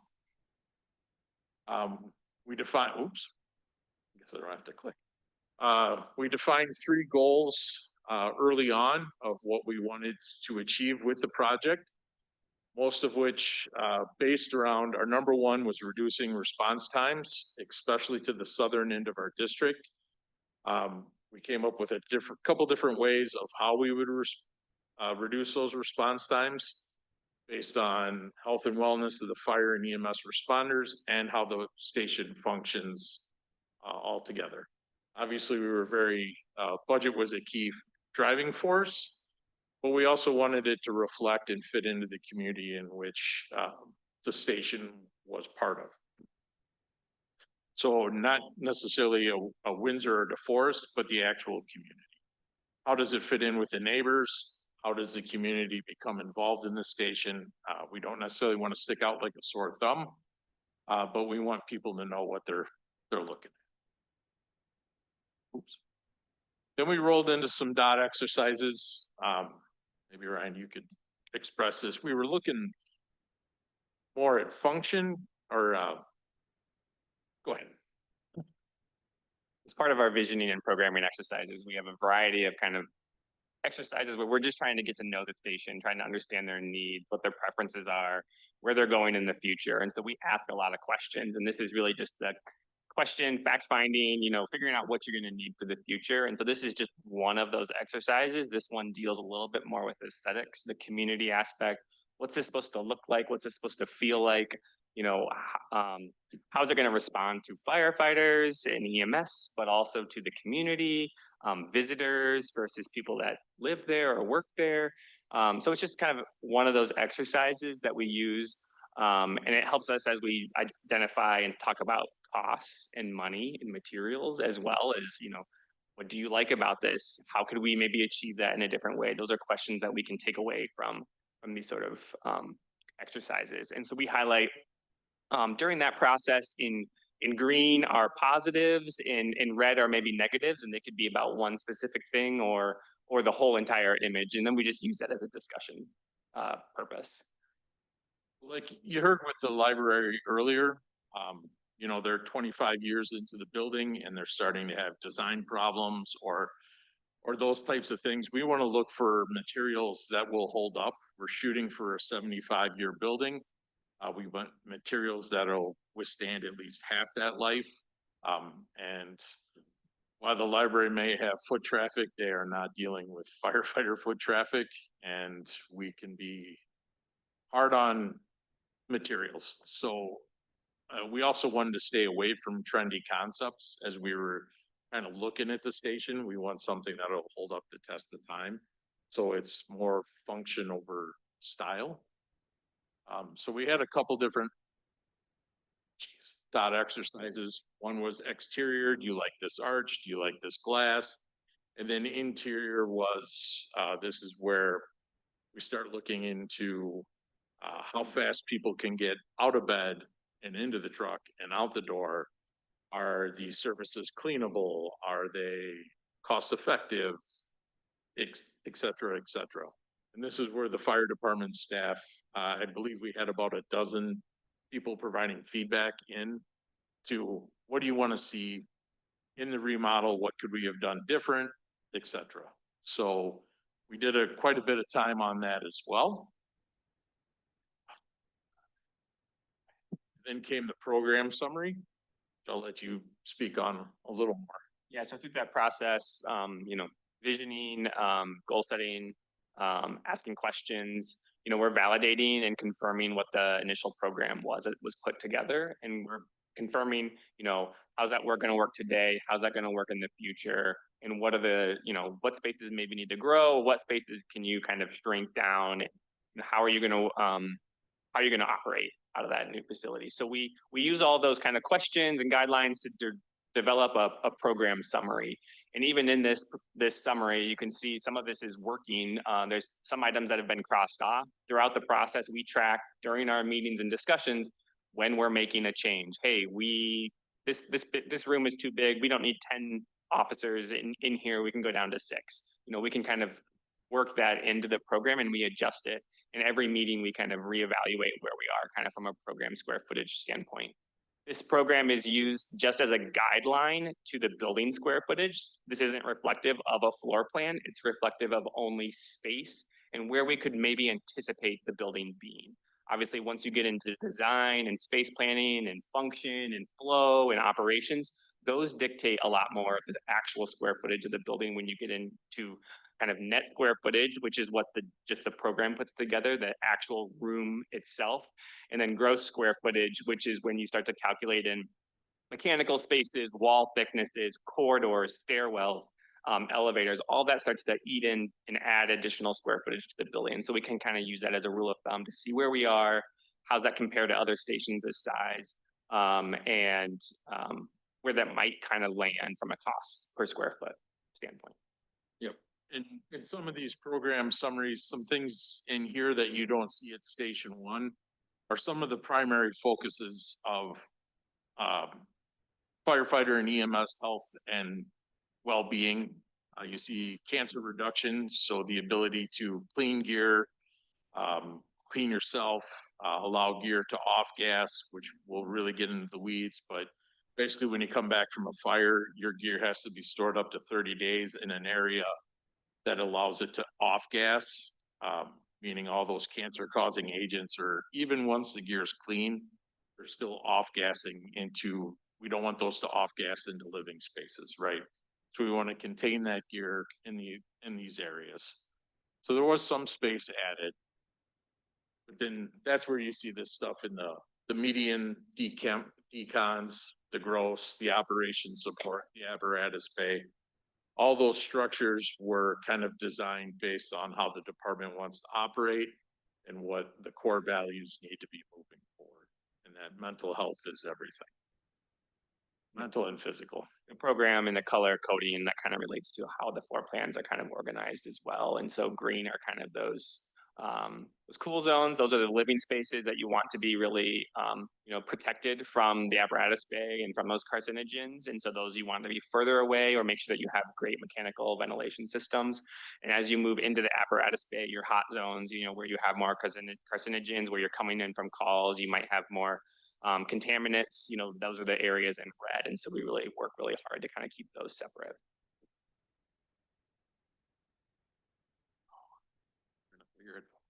So this is kind of your total summary of the program, kind of breaks down those residential, administrative, and the decons. And you're looking at that somewhere around that 17,646 square foot. And then the gross factor, I think that's the wall thickness, and that's where those come into. Yeah, so there's different percentages for grossing factors, and we kind of calculate this 30% for most of the area. What we kind of have highlighted is like in the apparatus bay, that's more of a fixed area for an apparatus bay. So we don't calculate a grossing factor of 30% for the apparatus bay. That's like a 15% because there's not so many walls and partitions. When you get into rooms, dorm rooms, offices, bathrooms, those have a lot of partitions, a lot of walls, a lot of corridors, and a lot of needs. And so the grossing factor, which is that increase in square footage that's going to be added to the program, you have a higher number for that. So we add that kind of together to kind of get us to that total kind of 21,000 square feet as just a program estimate. So then we dig kind of in the site analysis. So I'm sure everyone's familiar with the location down by Quick Trip and the preschool there. So we kind of laid out, worked around how the site will flow, how the building fits within the site, how trucks will come and go. So you kind of see the public edge, active zone, private zone. And as you kind of see how the building's laid out, those will make more sense to you. We took some time and analyzed how the trucks were going to be leaving versus how they were be returning. Obviously, we want to avoid backing in whenever possible. It's when a lot of problems happen, hitting stationary objects, which we don't like to do. So we're worked with the village to kind of possibly do a one-way on, I'm not sure is that Firehouse Drive would be designated one-way to allow those trucks to come in, and also obviously exiting on Northtown Road. Because that's the thoroughfare, both north and south. And then this is where the sun comes into play. These are a series of site exercises that we perform just to better understand the site and what its restraints and opportunities are. And it just helps with aiding in the positioning of the building. Sun is one of those aspects. So when you think about daylight and where that's coming into the building, and what spaces you want to have access to daylight and which spaces you don't.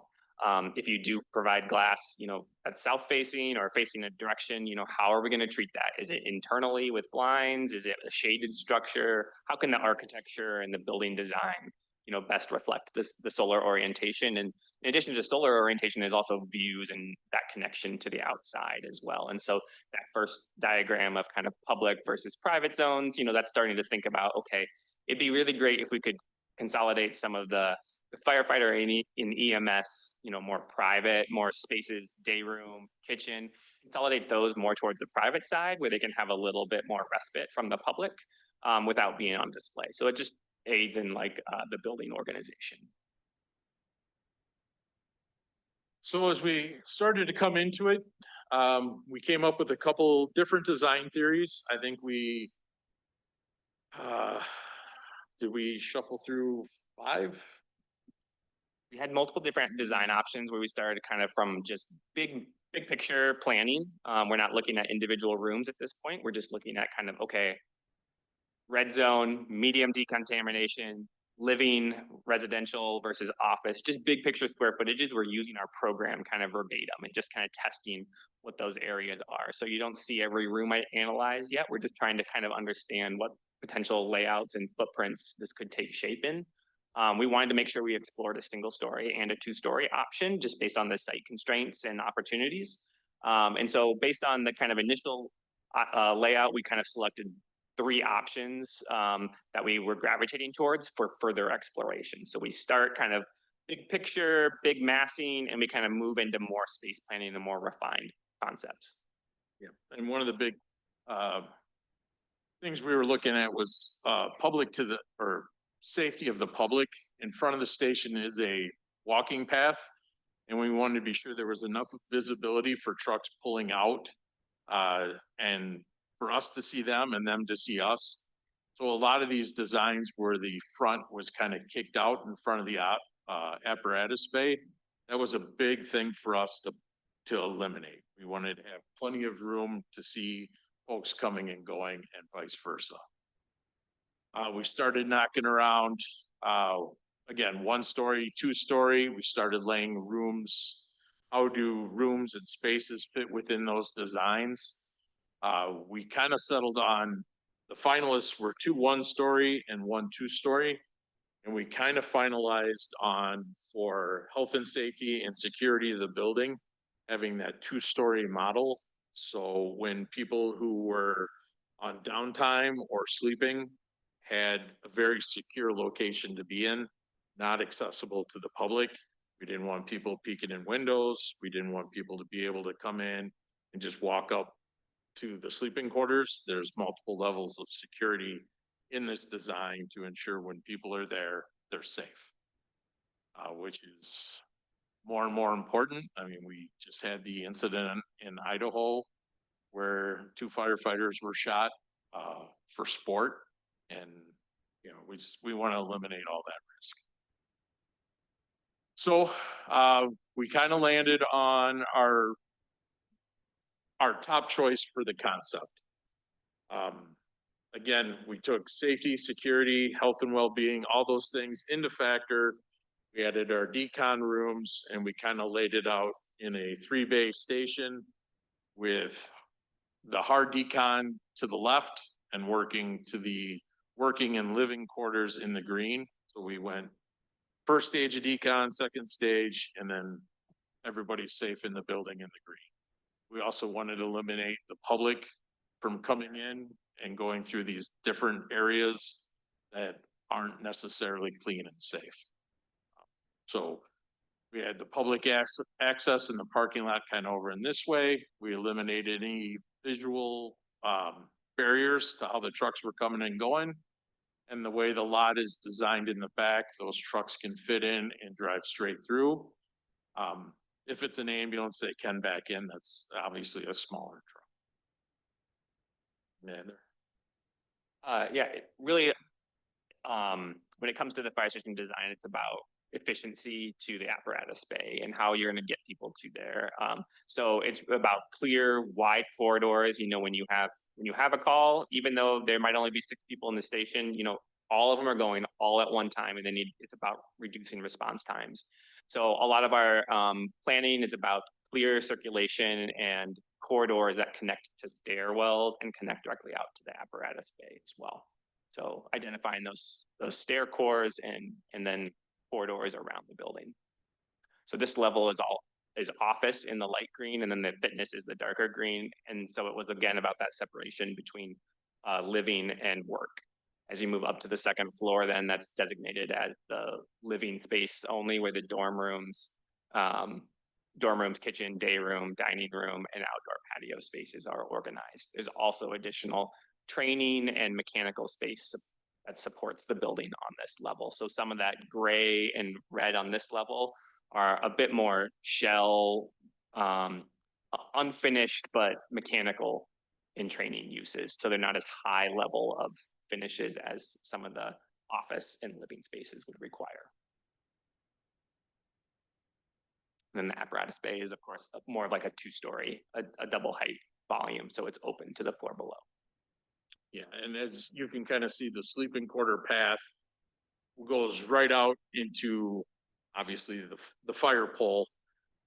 We want to, believe it or not, it's safer to use the pole than the stairs. More people fall downstairs than get hurt on the pole, but it also saves some time, right? Again, if we go back to the number one core purpose of this second station is reducing response times and eliminating risks to the public. Getting from bed to in the truck, that whole process is thought of when we're designing.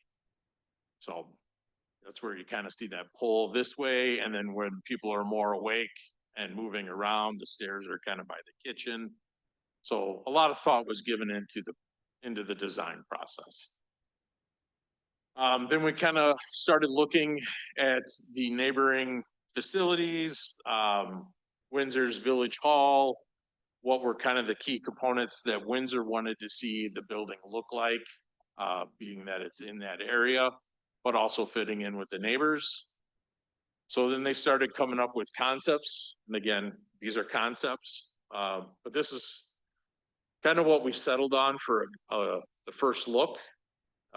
So you can kind of see this way, you got the 3 apparatus space. Here's your public parking, your public entrance, and then the living quarters upstairs.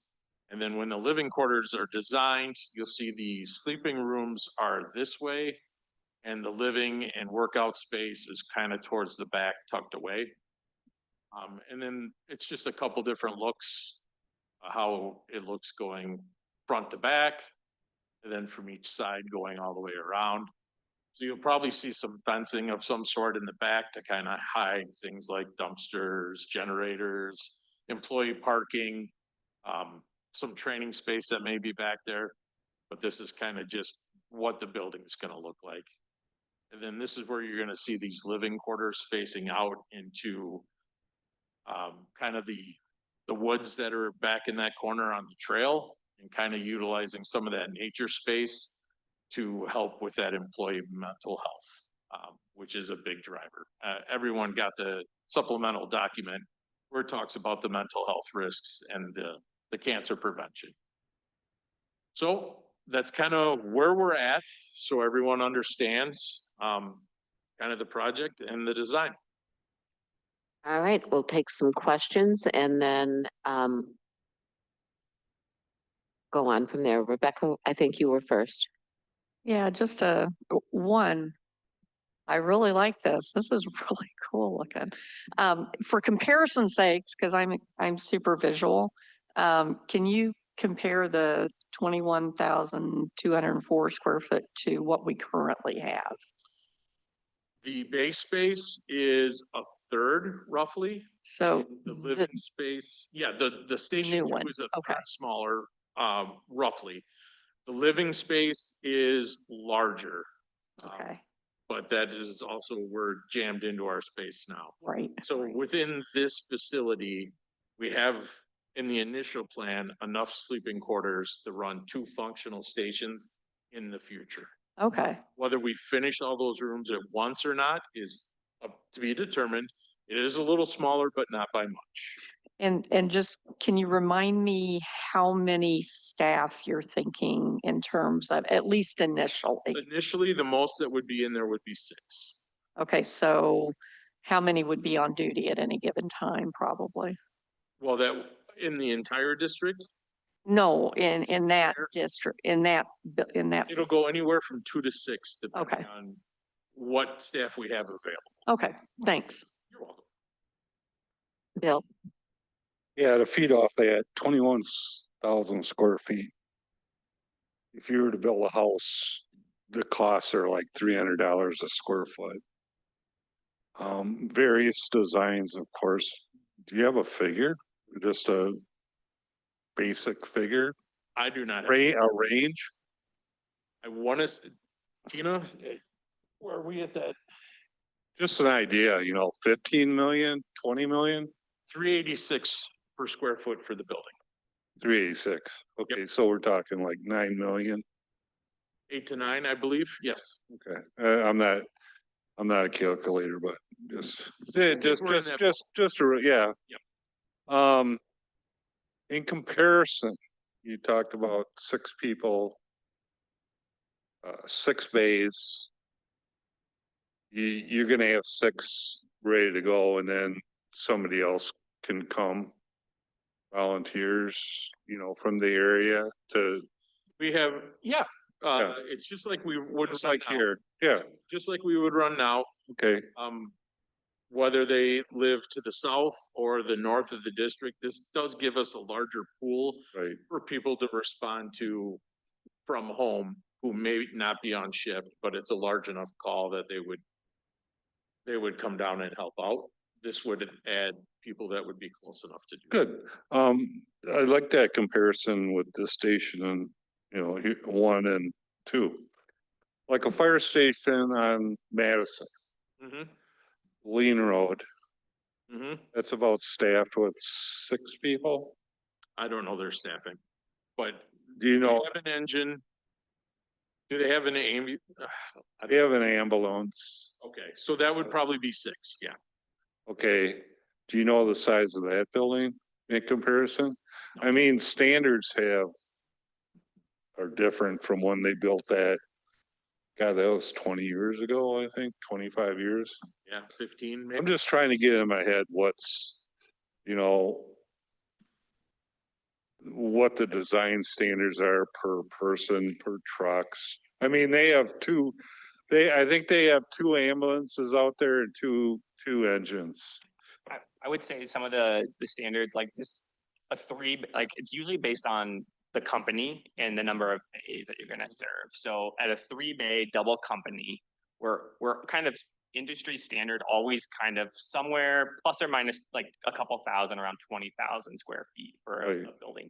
And that's for the double company, because the double company will include, that 10-person dorm. It's gonna include 3 bays, but you can have 2 engines. You can accommodate those rigs that are gonna be there. And so that's how that would be. If you would to reduce number of bays, reduce to a single company, those would be times when the building would start to shrink. But it's based usually on the company size, because obviously think about the dining room. Okay, now I gotta fit 10 people around a table. The day room, it has to fit 10 recliners, so all these things start to cause that to be the square footage. And then 25 years ago, they didn't have decom rooms and things like that. It's really evolved, and I mean, that's important Yeah, to me for you to decom the equipment. Just the chemicals have changed in the past 20, 30 years. My brother-in-law was a lieutenant at Madison. Yeah. And he has seen the effects of the chemicals that they're in. That's very important. We dealt with the staffing level. What's the time frame to fill those 6 bays?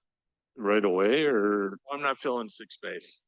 or six 3 vehicle bays with spots? 6 parking spots. Yeah, The station's designed to be grown into. Right, So I have 2 trucks right now. They're there tomorrow. The right, building's there, the trucks are there. right. I'm in no hurry to fill them. I don't necessarily need new fleet. I don't need additional trucks. But for expansion, future expansion, which is smart. You don't want to be putting a lean-to on in 10 years. I fully agree with that. One more, Bill, and then we're gonna let other people talk. Well, maybe my questions will be answered. The building equipment staff, what's the tax impact? I can't answer that right now. I don't have we haven't settled on a staffing model. But right now that staffing model is, if things go on track as it is now, you'll see minimal impact to our budget to add staff in small numbers at a time. When I gave you the staffing survey last month, those are the 3 options of how staffing would go. But the tax impact to the average person, you know, I do not know. per thousand, when would we get that? We can have it for you for next, well, once we choose a path to go of how we're gonna staff, then I can get you the tax impact. Right. We're going onesie twosie at a time, which right now we can probably do that. That tax impact will be very minimal. Okay, thank you. But we can break down the math. Thanks. That'll be helpful for the general public to. And just to clarify a few things, the way the city staffs and operates is a model we would like to go into, but that's a ways out yet, right? Yeah. When you're dealing 14 stations, the way those are staffed kind of changes when, you have specialty teams and all of them, ambulances, that kind of stuff. Would you compare us to Sun Prairie? I would compare us to kind of where we're our own little bird. I mean, if you're paying attention to what's going around, I mean, their model, full-time, they went full-time, they were volunteer was full-time. I would say like we are. We're closer to a Sun Prairie model than a city. Eventually. Model. Yes. Yeah, that's what I was trying to get, because they had some real friction growing. Yeah. With what they are. Yeah, Yeah. I'd say we're closer to that than this. All right, Thanks. thank you. Sorry, Jane. Jim? I guess I just wanted to bring up, I was looking through your plans and looks like you're focusing on the building. I don't know how much you got into the site planning, but I didn't really see a site layout. I don't know if that's something that you have to share yet. You have a site plan as part of the drawing package that was also shared as part of the concept level. And so it lays out the initial site or the initial building out on the site. So that drawing can be shared. Sure. There's a series of kind of dimensioned floor plans and site plan that was developed. And so JSD is our civil partner that's involved in the project. So they kind of analyze and put that together for us. Up until this point, there's been no structural engineering or MEP engineering involved. So we've kept those consultants. They're on our team, but they're not engaged until phase 2. And I would note that that'll go through your planning and zoning committee. And so we'll be able to observe that meeting. Correct. Yeah. And the other comments that I want to make, or a question to bring up, I don't know if you can scroll or not, but Scroll. Not the right direction. Right. I was looking at the second floor plan, and the one thing that I wanted to bring up is maybe a question for the architect in the room. The living space. I just know we had a conversation about that with our fire station here. And I don't want to say limit the living space. And personally, I look at the deck as being, I think the deck is over the meeting room below. So I look at that and I think, well, that could be maybe easily incorporated into the green and have a more traditional deck on the north side of the building. If that would be a cost savings, I'll say as far as the square footage per dollar, or what I mean. I'm understanding. I'm looking at all the bedrooms and it seems like the living space is small when you can look at everybody that could be there in the future. And I would assume that the firefighters would appreciate more living space if it's not overly costly. Does that make sense? I think if I'm understanding you correctly, just maybe how that patio could be better absorbed into the building to accommodate more. Yeah, because I think I'm that, just figuring rather than having a patio over the top of a first floor, you could have a more traditional patio on the north side as more of a deck. yeah. Closer to the, like Yeah. the workout room where it would come out. Yeah, Next, I was even thinking like a stairs down to, I think you call it the outdoor space, but I can appreciate how maybe you don't want to do that if it's a security risk too. Well, yeah, yeah,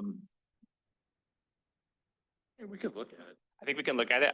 If more space is added to that footprint, you know, obviously there's more cost to the interior space and then you're still adding a deck onto it. So I think we're trying to balance, trying to stay close to our program square footage also. And so the first floor and the second floor weren't equivalent as far as the actual square footage needs. And so we have sucked some of that building interior space out and use that for outdoor patio space, but maybe it's open to the sky above and it is kind of a little bit more of a traditional format. So, as Chief mentioned, this is a concept, so there's a lot of things to flush out and work through. So we'll accommodate, you know, all those kind of comments. Yep, that was my quick comment, so I hope you consider it. Thank you. Colleen? It's a question for you two. You had you had a fire department personnel team help with this. Did they express concerns about the size of the living area or their preference for the outside space, or did they not really get into it, or? When I'm talking to my staff, the space is good because if it's like a generational difference, right? We want to encourage a large gathering space because that builds team building and the whatnot. But they also like having personal quiet space where they can decompress. So when we're looking at living space, we have to tie in to the younger staff. You're looking at the gym, the dining area, and then the private space are all considered living space to them. I don't know if size is as much of a concern to them as quality and function. Is kind of where the impact we got or their feedback we got. And that patio faces the trail and the trees down there. Yep. That would face the green space. We could do something down by the workout room, but that would face the bar and grill. No. And well, if I was a all firefighter, kinds of shenanigans can be had. if Yeah. I was a firefighter, I want to sit out on the deck and I want to see trees. I don't want to see the parking lot in the backside of the restaurant. So Yeah, I was just curious about what your guys' team was having to say about. Thanks. Thanks. All right, Rebecca? One follow-up question. I'm piggybacking on what Colleen was just asking about. In terms of, and actually what Jim was talking about, in terms of the outdoor space area back there, is there going to be a place for them to have like a grill? yes, Okay. Okay, good, because, yeah. we've got 4 grills at the station now. Fire station with a grill? People donate grills like nobody's business. Yes, And I'm assuming those are going to be on the ground floor, not on the upstairs, not on that top. we'll fire, our fire. Be inspector fire is in the back of the room. protected. Yeah, be fire safe. It will be fire safe. Okay, thank you. Yeah, one of the questions that would be helpful is if you could talk a little bit more about what would be phase 2, so that as we're thinking about it, we can. So phase 2 involves all of our engineering and design effort, essentially. So what we do is we take a moment. This is a moment in time. This is a moment of everything that's been kind of asked and desired and tested up until this point. We have a design concept. We have to continue to flush that out with our budget and the costs and our construction manager that's on board for the project. And then we'll engage our structural engineer and mechanical, electrical, plumbing, fire protection, telecommunications, all of those engineers and team members get on board, and they start to have a series of kind of visioning questions as well, where they have to understand, how is this room to function? How do you need to be able to control it? What's the maintenance of that? So it's a series of questions to kind of understand what the needs will be and how the building will operate. And then we start to put that together. It's a series of phases. It'll be a small schematic design phase because we've got a pretty robust concept. And then it will be a short design development phase where we move from just kind of space plans into more detail. We'll start to analyze wall assemblies. We'll have base mechanical systems outlined. We'll know what our structural framing system is going to be for the building. We'll start to understand those, and we'll review those in cost. You know, do we do a steel building? Do we do a wood frame? Do we do a concrete? What are the pros and cons, and what are the costs? And then once we get through design development, we'll move into construction documents. Construction documents is where a lot less communication and a lot more heads down focus time of diving into the details and executing the drawings to make this building function and be biddable, because this project will go to bid then, where subconsultants or subcontractors will bid on the individual disciplines for the building, electrical, plumbing, you know, earthwork, all those things will get bid out during bidding, and then it will execute through construction, and construction will be run through the CM, the general contractor, with their subs that are then bidding the project. So it's the actual continuation of design development. Correct. Yes, Jim. I just wanted to state something that I should have started with is I thought the building was very visually appealing, and I liked the finishes and the cost saving techniques that you had as far as the structural layout and everything. So I'd say a big kudos to that. So I shouldn't have launched so quick. The one nitpicky point. Thank you. Should write that down. Good work, guys. We did. We spent a lot of time in the beginning before we even engaged an architect to be sure. Bill and Tina made it very clear that money was, you know, we're not building a Taj Mahal. We want functional, but it has to fit into the community. So we spent a lot of time talking and reviewing and seeing other people's designs. So. Thank you. We have Tashidra and then we have Bill. First of all, I just want to say thank you for an outstanding presentation. And I just want to point out that I really appreciate, out of everything, I don't care what the building looks like. The nurse in me actually really appreciates the response time, because that's what the community really needs. And I really appreciate the mental health of our firefighters and making sure that they are thought of and taken care of, because if they're not taken care of, they can't take care of the community. Exactly. So with everything being said, those are the 2 points that I really appreciate. I like that you started out with thinking about the budget, because that has an impact on our community as well. So those are the 3 things that I really appreciate. I mean, all the colors are great, but those are the 3 things that I hone in on. Okay. Just a quick, Wanakee remodeled their station years ago, a lot of glass. Is that what you're trying to get away from? You know, when the pros and the cons is more stone, which I really like, instead of glass. When you're looking Security wise and privacy. yeah, especially for the living quarters, when we're talking about the base space, we want to utilize more glass to help with that heating bill, which is crazy at this building over here. If we can use that natural heat source with a little bit of glass in there, that'll help us in the long term. Yeah, But yes, in the living quarters, we want to see that stone. I mean, you have the sun orientation that's built into there. There's glass on the building, but we're putting it in strategic locations, and it's not an all glass building. It's really meant to be, you know, smaller windows into offices and into private sleeping quarters. And then maybe where we have the day room in the kitchen, you know, where we want more expansive views out and where it faces more towards the north and you won't get those direct sunlight, that we have more appropriate glass. It's a little taller and a little bit more. Good. Thank you. All right, Bill, do you have things you want to say? No, I think it was a great presentation. Again, the next step here is that we'll have an action item at our next meeting. They'll then move on to phase two after Windsor approves moving forward. And then we won't see this again until the end of phase two, where we're gonna then move into the bidding phase. In between that, we do have a cost share agreement that we need to negotiate with Windsor for the actual cost of the fire station, which is on the capital side. And if you remember, we did pass an ordinance for impact fees. So those are currently being charged right now on new construction. And then we'll see Chief Lefebvre again in August to talk about the budget for next year. Good, thank you.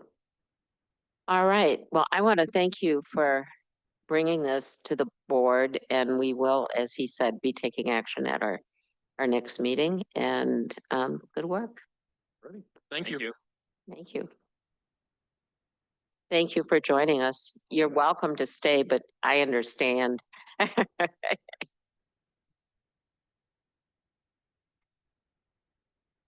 Okay. Our next presentation is the Police Department initial budget presentation. Chief Olson.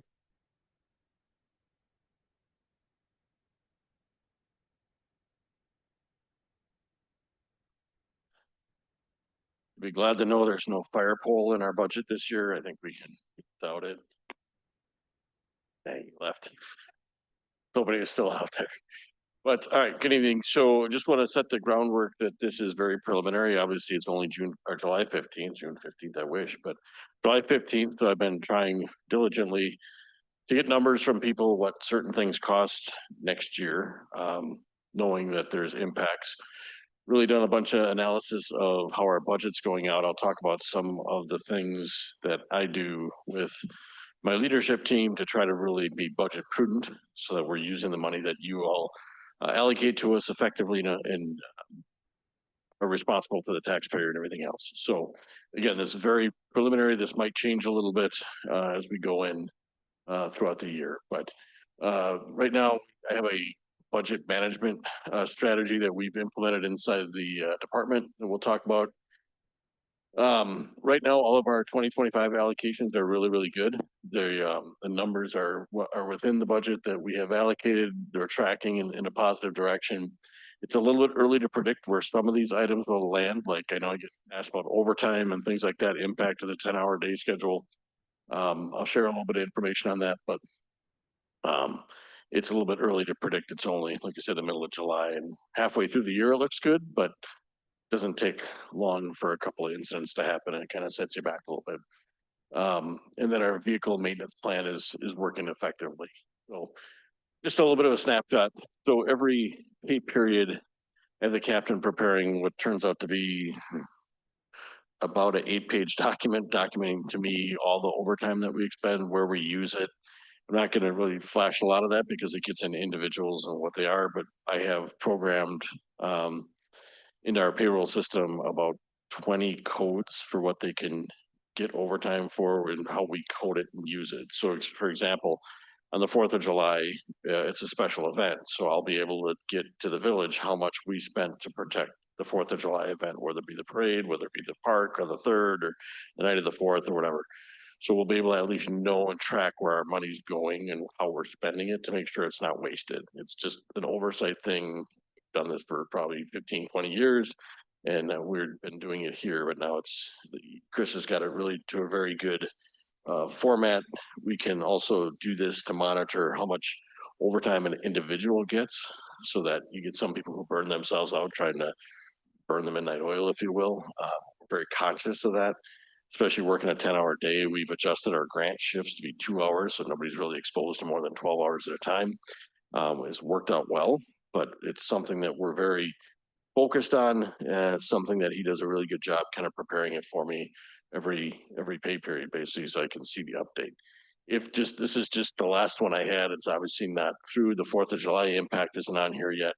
But you can see that right now, as things lay out, we're about $22,000 ahead of last year's spending. So we're down 22,000 as compared to last year. Again, it doesn't mean that's where the year's going to finish, but right now we're trending in a positive direction. As compared in 2024, our overtime budget was $70,000. We exceeded that. We had a lot of staff turnover. We had wage lapse to cover it. We didn't really go over the bottom dollar, but our overtime was over what was budgeted for a reason, right? We had to staff the streets, so we had people on overtime for it. Right now, I took the overtime budget down to 65 for this year, even with a pay increase. We're in a better staffing position right now. We have one on field training and then one going to go into the academy here, hopefully the beginning of August. So we're closer to full staff, but again, we continue to monitor overtime. The other big report I get from through the captain every month deals with our fleet. If you remember last year, we added vehicles to the fleet. We basically retained them longer, so we keep them 6 years now. The nice part has been twofold. Predominantly, the vehicle maintenance has gone really down because a lot of the repairs that have been needed right now are under warranty. So by adding the vehicles and spread them out every year when we get the 2 vehicles we need, I get one and drive it because I only put a few thousand miles on the car, and then the sergeants or the detective gets the other one. So that in a year, then it goes into the fleet. By doing that, it's going into the patrol fleet with little miles, and it's got basically a year to catch up on the warranty. Otherwise, if we put them right in patrol, they're burning through the 336 warranty in about a year and a half to 2 years, and then we're kind of missing out on a phrase. So that's really helped us with our vehicle maintenance. Our fuel consumption, obviously the price of gas is up and down, hovering around that $2.95 to $3 a gallon. We have directed staff when at all possible, they need to use Quick Trip because we get very good fleet rewards from them. So it's kind of helped that way. And then the other thing with maintenance is really a credit with Greg. We have Public Works doing oil changes for us. So instead of going to parks, we started that 1.5 years or so ago, right? Something like that. We try to be a little bit more conscious of the way we're spending stuff and how we can do it. We have a mechanic on the village staff. He's doing oil changes for us. So instead of $110, $120 a car, it's, his time, but it's really the resources. So we're able to get like windshield wiper blades. Together we partnered and bought a big tub of windshield washer fluid instead of buying it for $5 a jug. But I don't know how many gallons that thing is, but I don't think we've ever gone through the 50 gallons yet. We've gone through one. Okay, so between Public Works and the PD, we kind of split and share these things, but again, it's just trying to use our resources wisely.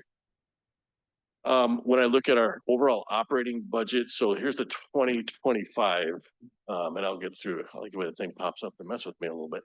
But the 2025 operating budget, this doesn't include wages or salaries or anything like that. That'll come down the road. We know that the union has a 3.75% increase coming in 2026, but just our overall operating line from what 2025 is at $418,927. Right now, based on reanalyzing our budget, taking out some things, it's likely to change a little bit, but right now the way I have it is at $418,702, so down a couple $100. Okay. Now there's a lot of things in there that we don't know. We don't know the cost of insurance, whether it be property insurance, whether it be auto insurance and things like that. So that's what I'm saying. There's going to be some change. It's just too early to try to get those numbers.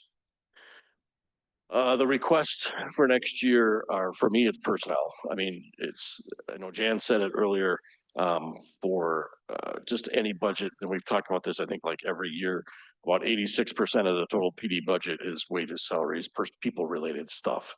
It's not uncommon. That's just the way business works. For me, I have one person that's supposed to come back from military leave in 2026. We have to reauthorize that position. My request, or my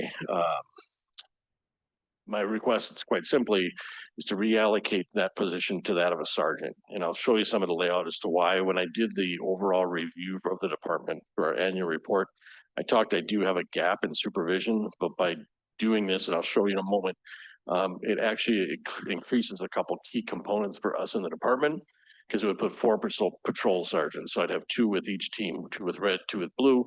They'd mirror the off days of the officers, and that basically increases people on the street, increases overall force, if you look at it that way. By just adding 1, it basically gives me 2 more in each team. increases our overall accountability measures, things like that, road coverage, more supervisors per day this way. And it's also part of our strategic plan from the PD that I shared with you all earlier this year. The police commission looked at it, they approved our strategic plan. It kind of all falls right in line with that goal that we're trying to accomplish. So currently, this is the way our org chart lays out. Ideally, the true ideal way would be to have a second lieutenant. That's more expensive, so I'm trying to be conscious of that cost. Adding another sergeant would put 4 sergeants in the patrol half of the department. You'd still have a lieutenant likely in specialized services that handles all these issues. Obviously, going to update a few names on here. Just the layout is what I was trying to show you. So this would put 2 in each team. As if you look the way the patrol schedule breaks out with blue and red. Blue, the color is the day they work. Don't worry about the date. This is just a 14-day snapshot of a pay period. So if I had when you put 4 sergeants in patrol, that puts 2 in the blue team, 1 at 6 a.m., 1 at 4 p.m. Same thing with the red team, 1 at 6 a.m., 1 at 4 p.m.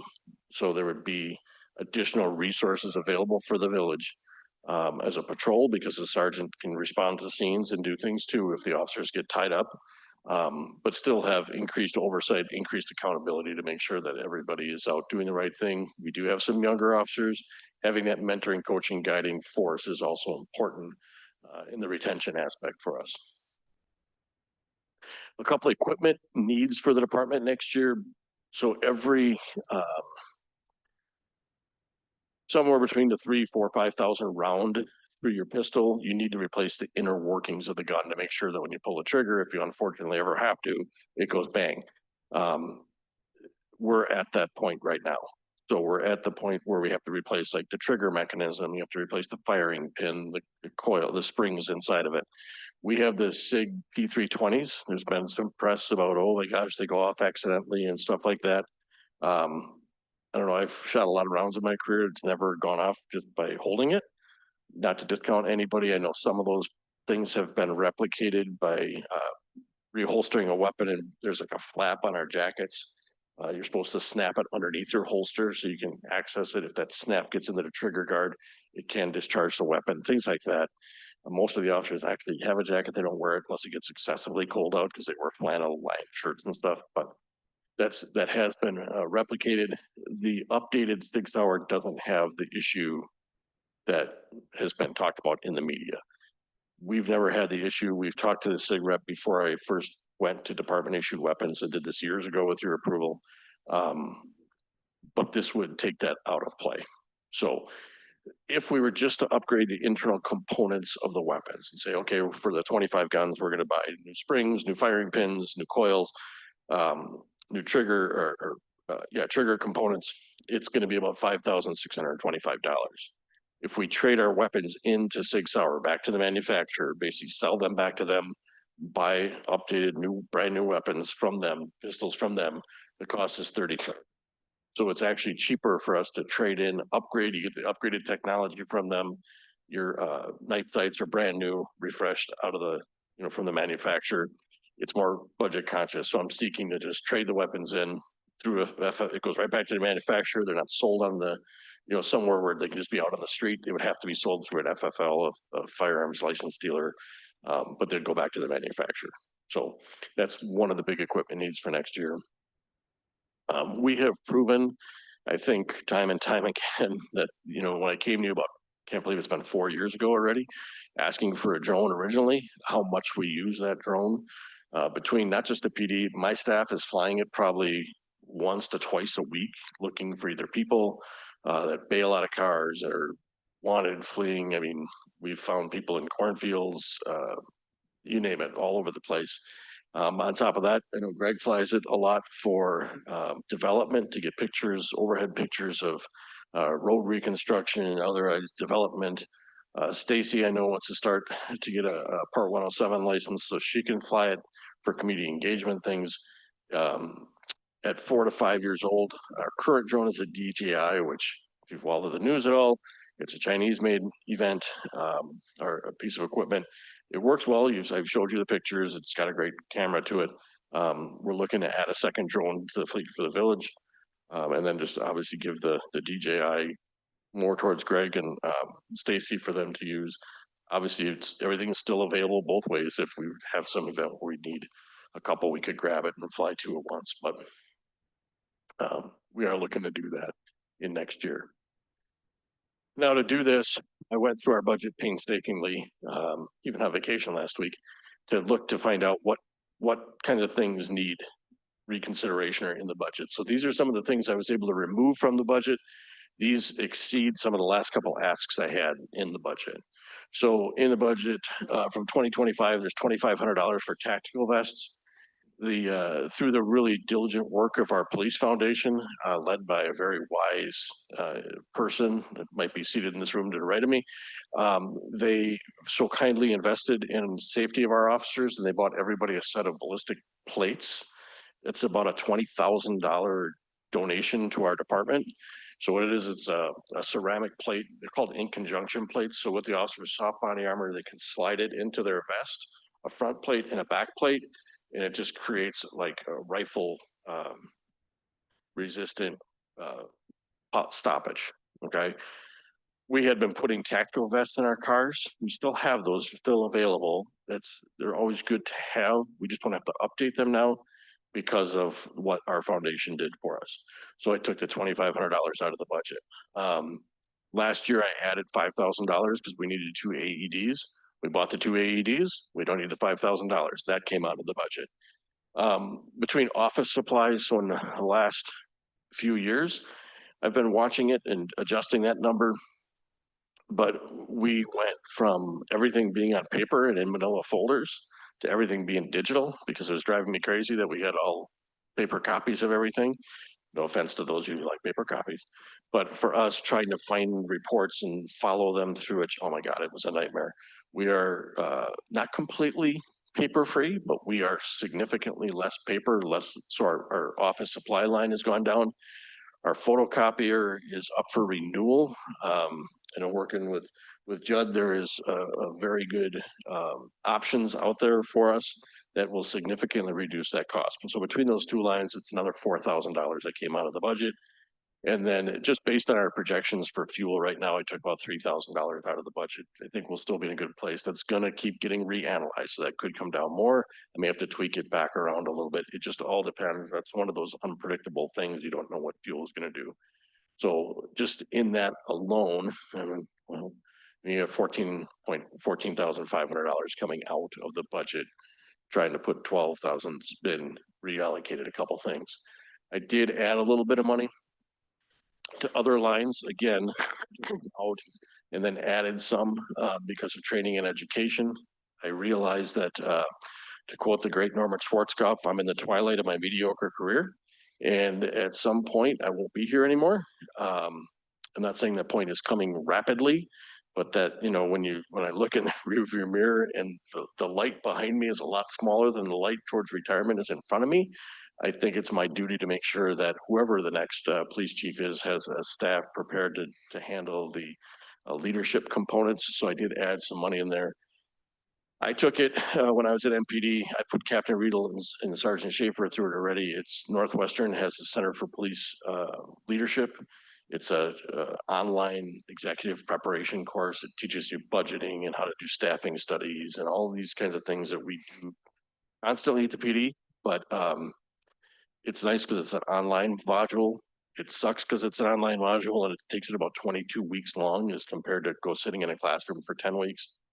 It's a little bit cheaper to do it online, but also I still have people available. So it's not like I lose somebody for 10 weeks. To me, sending somebody for 10 weeks is kind of insane when you're any of executive training. I think if you can do it online, it's just as good a training. Like I say, I took it, the captain took it, Sergeant Schaefer's taken it, and we want to keep going with our sergeants.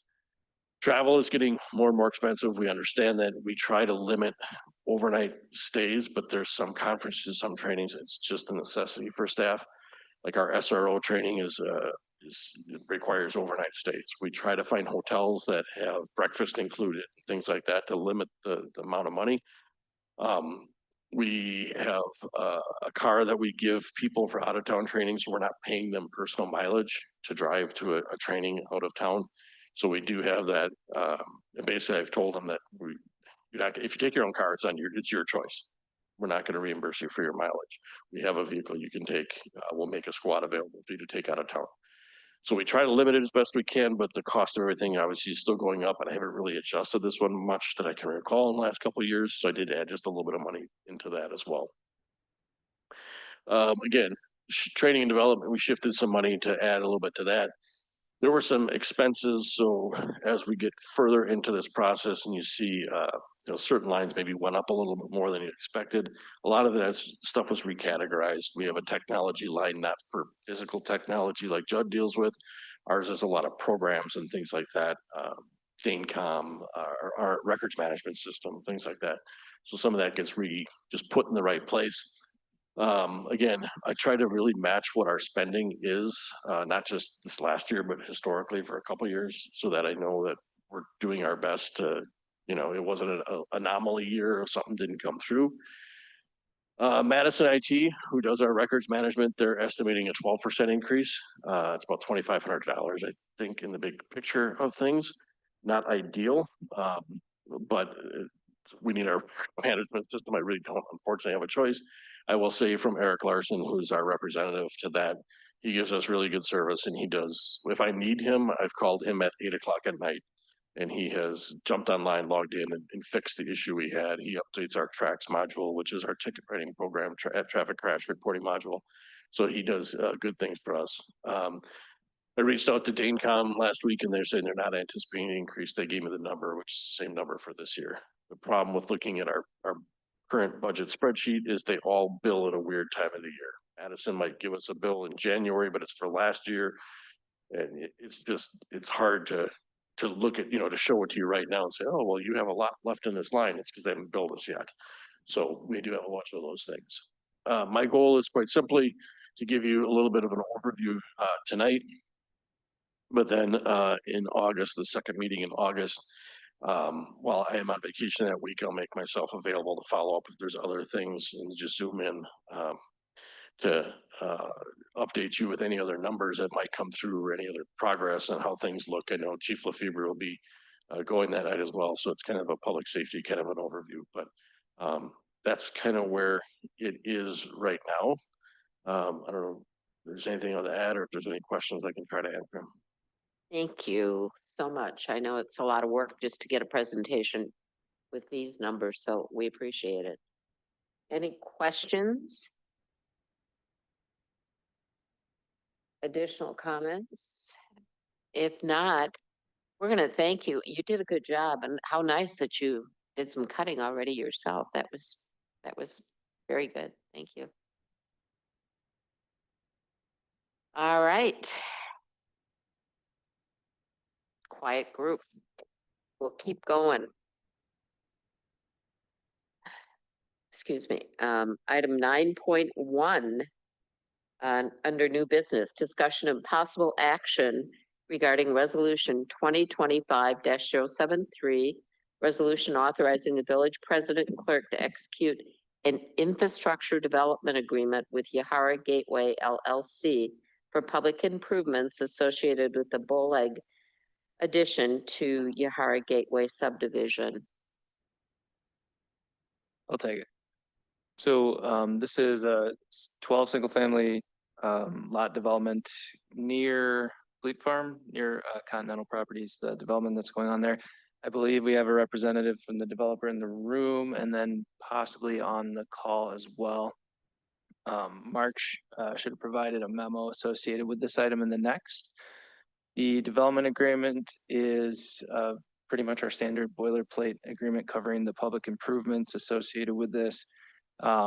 P&Z did approve this at their June meeting. It is a plan unit development, similar to what we discussed at the last meeting. Our traditional zoning districts couldn't accommodate this, and we are still anticipating covenants, access, and utility easements over the two private roads that are shown on the diagram on screen. The agreement has those being eventually approved by village attorney. So happy to answer any questions. But I think Mark's memo did a good job summarizing as well. Questions? Bill? Yeah, just one question. I was finally able to watch the P&Z meeting from June. And there was quite a conversation about the trash company. Has that been resolved? I mean, it's one thing to have the fire trucks, and we discussed that before, because there's more than one fireman, stopping traffic. That's gonna be a busy road. One guy in a trash truck, he's got cameras. As a truck driver, I would not want to back out onto that road by myself or back up where there's kids. The middle of the, January, snow's blowing, your camera. Has that been resolved? Are they gonna put their bins, I call them curbies. Are they gonna put them at the curb? Or has it been resolved at LCS or whatever they're called now? Will service that?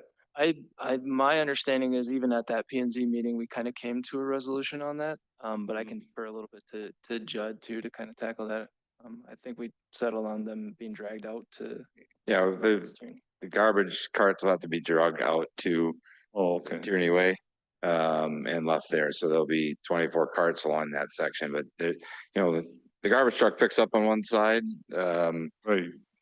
and they don't want to back out onto a future collector street, right? I mean, it's not today, but there's going to be a number of cars coming out down that road out of the Springs, and then eventually that road, Tierney, has plans in our future development to connect over to River Road, right? Which will make it. So, and will the Kirby's be in the road, or are they gonna be on the? I'm asking the developer to put in so there's a sidewalk on that side of the road, right? There's not a trail. I think is a trail on that side or a sidewalk? Whatever, there'll be some sort of a pedestrian transportation corridor there.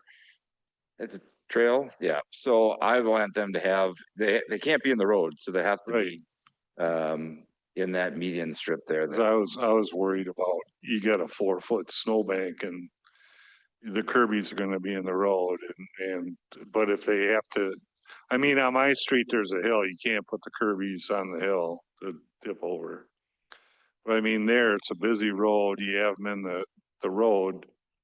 Right. And that's what we want to try and avoid. I'm asking him to have to pave that section, so we'll have to be maintained by.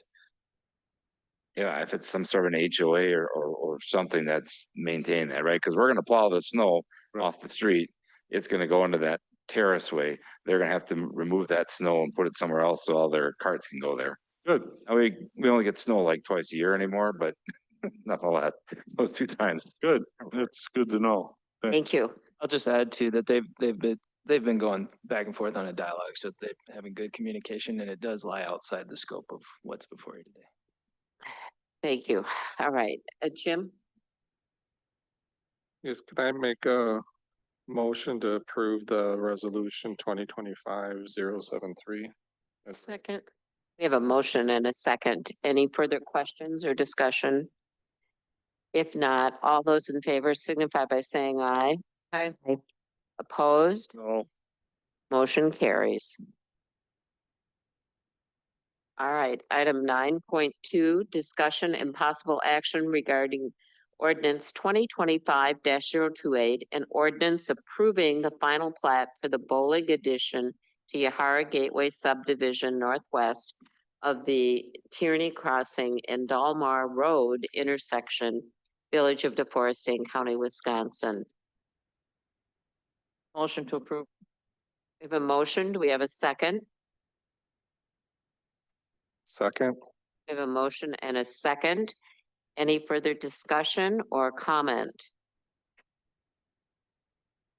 If not, all those in favor signify by saying aye. Aye. Opposed? Oh. Motion carries. Item 9.3, discussion and possible action regarding resolution 2025-074, a resolution authorizing the village director of public services to execute a utility occupancy license agreement with Sioux Line Railroad Company for construction of storm sewer improvements. Motion to approve. We have a motion. Do we have a second? Second. A motion and a second. Any further comment or discussion? If not, all those in favor signify by saying aye. Aye. Opposed? Motion carries. When you move that cursor like that, it looks like a bug coming across my screen. It's very unnerving. So cut it out. Item 9.4, it's Bill. I can tell by the look on his face. Cut it out.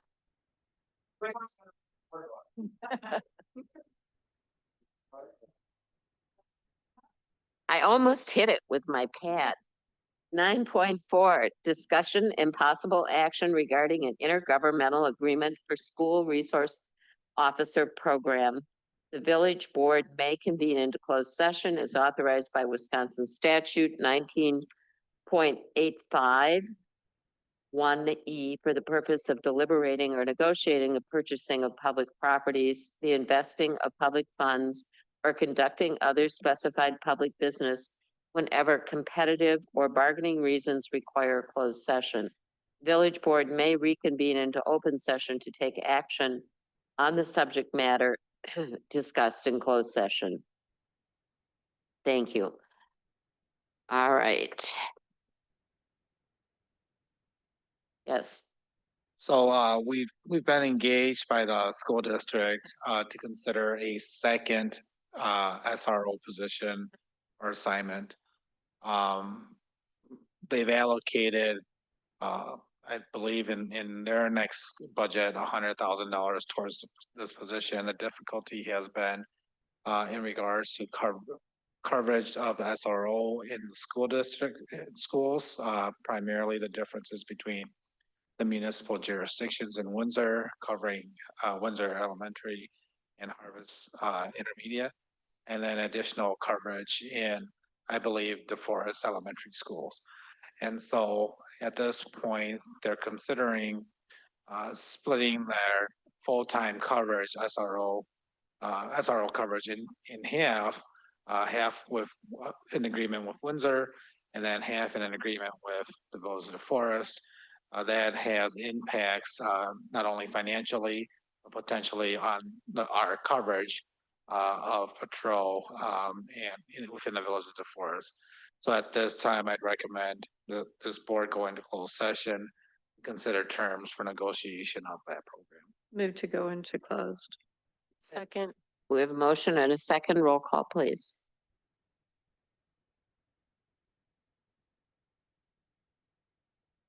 Trustee Simpson. Aye. Trustee Stefan Hagan-Han. Aye. Trustee Witherspoon. Aye. Trustee Allen. Aye. Trustee Landgraf. Aye. Trustee Little. Aye. President Cahill Wolfgram. Aye. Motion carries 7-0.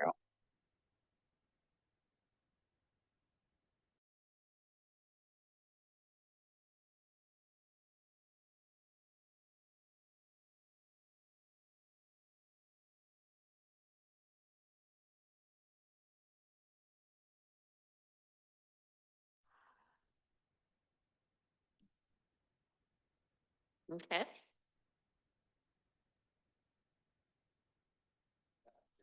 All right, here we are.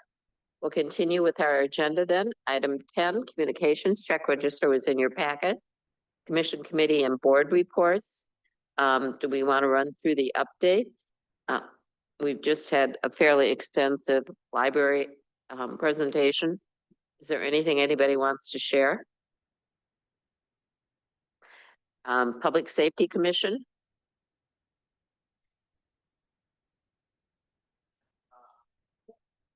We approved an alcohol license for Davis Holdings, which is going to be, I guess, a pizza restaurant where Well House Flooring used to be. Other than that, not much. Okay. The Forest Area Community and Senior Center. Don't have anything. Okay. Community Development Authority. I'm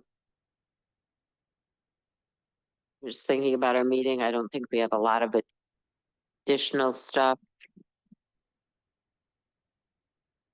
Other than we're working on a closing for 509. So that's selling.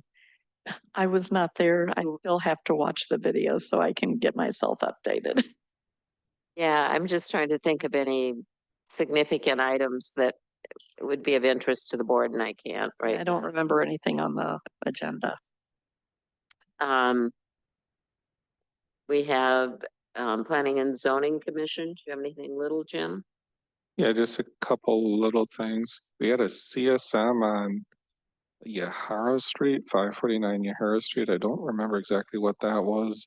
And 2 items on the Bullock addition to Yahara Gateways that was here tonight. And we also talked, there's a TID hearing for changes to TID 7. We set that date. And then the last thing was the ordinance amendments for the zoning code that we discussed at the last village board meeting that is going to be, I assume, and re-looked at because it didn't pass the board. That's all I had. Thank you. Public Services Committee.